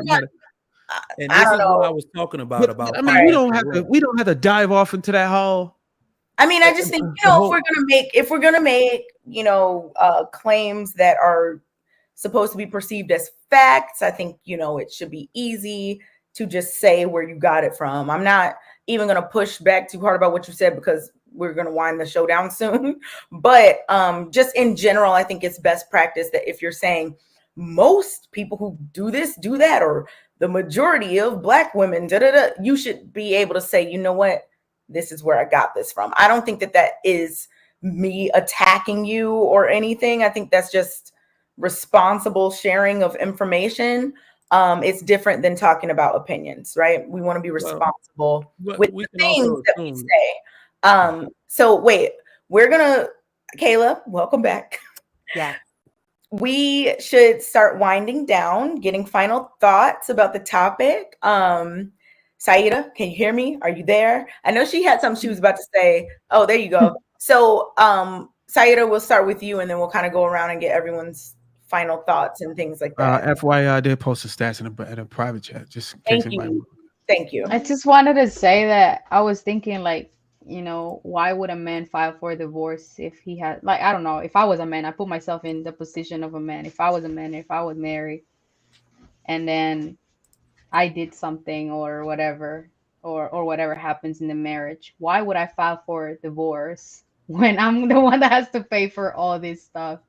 Like, I am the one affected, so that could be a reason why they don't file for divorce too, because they are the more affected at the end. I'm not disagreeing on that the man is paying for a lot of things. So at the end of the day, he's kind of like, why would I go and put myself like, nah, I wouldn't do that.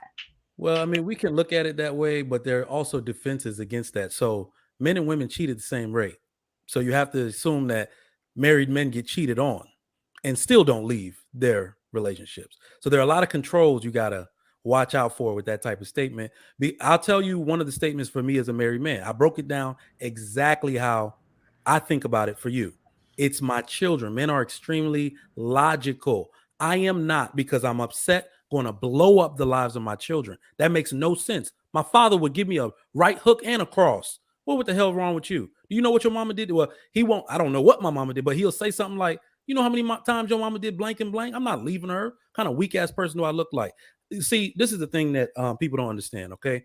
I don't like people that talk shit about their spouse or the person they left, because you're the dumbass that married that person. What do I look like going around talking about my wife did this to me. Can you believe that trick? No, because I want them to look at me and be like, you the dumbass that married her and put 2 babies in her. That's the way I look at it. People don't really see things like that. Men understand that other men will get with them like that. I know that we're on these YouTube streets and in the world we're out, we're used to seeing men who aren't mature. But every man, thinking and feeling man, has an OG that he looks up to. And that's how that person talks. They will never let you blame somebody else for the shortcomings in your life. You got to look inward and look at yourself. And when most men are doing that, they will not decide to leave their family once they understand the large picture of the consequences that will ensue.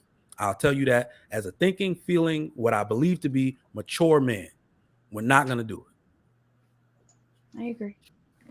Thank you for sharing that, Mike and Saida. That was a good exchange. B. Taylor, final thoughts? Oh my God, so much has Transpired. Final thoughts on Just anything, whatever. I said a lot. I think family is important. I do want to say that. I think mother and father in the home is very important. I think that a lot of people, I do agree that a lot of people are selfish and they choose them, especially when kids are involved. It's no longer about you. And when you decide to have kids with the person, and that's the person that you chose to have kids with. So therefore, you need to work out whatever differences y'all have, because it is true. Like, it's better with 2 parents in the home, with 2 incomes, than just 1 income and sharing a child each and every weekend. So I do agree with that. I will die on that hill saying that women file for divorce because a lot of men don't want to file, but they'll check out the marriage as if and they'll live a life like they're already divorced. So y'all asked me to make a statistic or reveal some statistics on that, but can you provide any statistics on the statement you just finished with? Can you repeat the statement, because I didn't hear? All you need to know is the term. This phrase derived from that exact notion. It's cheaper to keep her. This came because there were men in unhappy ass relationships, or they checked completely out of the marriage and lived their life, but felt like for money wise, for just the logistics of it all, it's cheaper and easier to just stay married and do my thing than to actually divorce her. That is literally where that phrase comes from. Yeah. Yeah. Because men know divorce is going to cost them more. 2 households, being away from their kids, is going to be more taxing to actually divorce than to stay married and just live 2 separate lives. People do it all of the time. It's logic. So you said logic. Like, I wouldn't do it as a man. It's logic. Right. I wouldn't either. If my wife let me get away with doing whatever I wanted to do, why would I divorce her? Why would I spend that money? So now, Bruiser, don't forget, Bruiser. Wait, we have to have some final thoughts. We're at the end. Hold on, let me just respond to what you just said. Go ahead. So this is the way I'm understanding it. This phrase came from policy. Right? Simple and sweet. The policies that be. So whenever a man leaves a marriage, the policies are not in his defense. The policies that say you got to give up your money, or you got to pay this, or you got to provide this, you got to do this, or half of your property, half of your salary, half of this, or it's gone. So it's because of policies, right? So it's about policies and not all this stuff about men and their purpose and duty. We try to make it a scene about it's about a man, but it's about the policies, right? So then you disagree with what Mike is saying. Isn't that a contract that you decided to sign and agree with and deal? You agree with what you wanted to go into that, knowing the consequences of whatever you do will affect. I've been talking about consequences. First of all, there's no set consequences. There is divorce, but we have to speak about the reasons for divorce as well. Because you say like a woman has to sacrifice a lot. I heard it too. Like, how much does she have to sacrifice? Hey, as much as I never said a woman had to sacrifice nothing. No, I am saying it. I am sure that a woman has to sacrifice a lot. And there's no a specific amount. It's as much as she can handle. And cheating is not an option. Actually, that's why there is a contract, because once you cheat, you broke the rules right there automatically. It doesn't matter who did it. But the I'm number not one, I'm the not number one blaming one. I'm cause, not blaming I'm not the number blaming one women or men. cause is not cheating, it's finances. Yeah, and the So, second you said it right. was cheating. The second you said it Okay, was so, but the cheating. number one is I heard, finances, though. okay, but isn't that also a reason, The a voice primary of a reason for man? And you're divorce is saying that he's finances. supposed to provide. I don't agree with that. Has to provide with any specific amount. If he's providing the resources that are necessarily enough to survive and be okay, and providing specific lifestyle that she is okay with, I don't see the problem. The So problem is, Bruce, oh, go well, ahead. I'm sorry. My point is that you decided to sign this contract, and you put yourself in that position knowing the consequences of failing that contract. It's not policies that are Oh, given. wait. So you automatically assuming that on all 70% of these or 80% of these divorces that women walk away is because a man failed. No, I'm not That saying that. That's not you what I'm kind You of, saying. just it kind of are. just said that. Yeah. You signed this So, contract, you get the so consequences. okay, so you right now are thinking for your culture, for your surrounding, but divorces are not only in America or the United States. It's actually all over the world. It's also here. It happens. So the reasons why divorce happened could be different in other cultures, but it happens. Look, So I'm I'm not just speaking disagreeing that it in happened, but I general. know in some cultures when it happens, there's no hey, you got to take half of this man's money or you got to take. Can I give you an example? Go ahead. In Latin America, the biggest reason of divorce is domestic violence, because we don't care about the money so much. We will stay. If we're gonna eat shit, we're gonna eat shit together. That's the way we see it. Some people will stick, some people will not. But that's the way it is. So it is shocking, right? Because it's not the same, but It's it's not shocking to divorce. me. Okay. Yeah, I I don't think disagree. I mean, it's interesting, Bruiser, that your reasoning was like the total opposite of Mike's, but we're Interesting. closing arguments. Yeah, it's very interesting. And make sure both of y'all send me that stuff via inbox. Kayla, did you want to, give any closing statements, or before we wrap up, we can all leave together, We don't have to do the one at a time drop off. We can all be like, bye, and then all kind of go. Because time is winding down. It's Are you sleepy, Kay? Is that what this is? it's the beginning of the school year. I'm trying I need to go to bed. So, but Oh. yeah. No, no more, no. Okay. All right. Thanks everyone for tuning in. It's been great. Hope to see you all back. Maybe we could have this same panel like next week or something.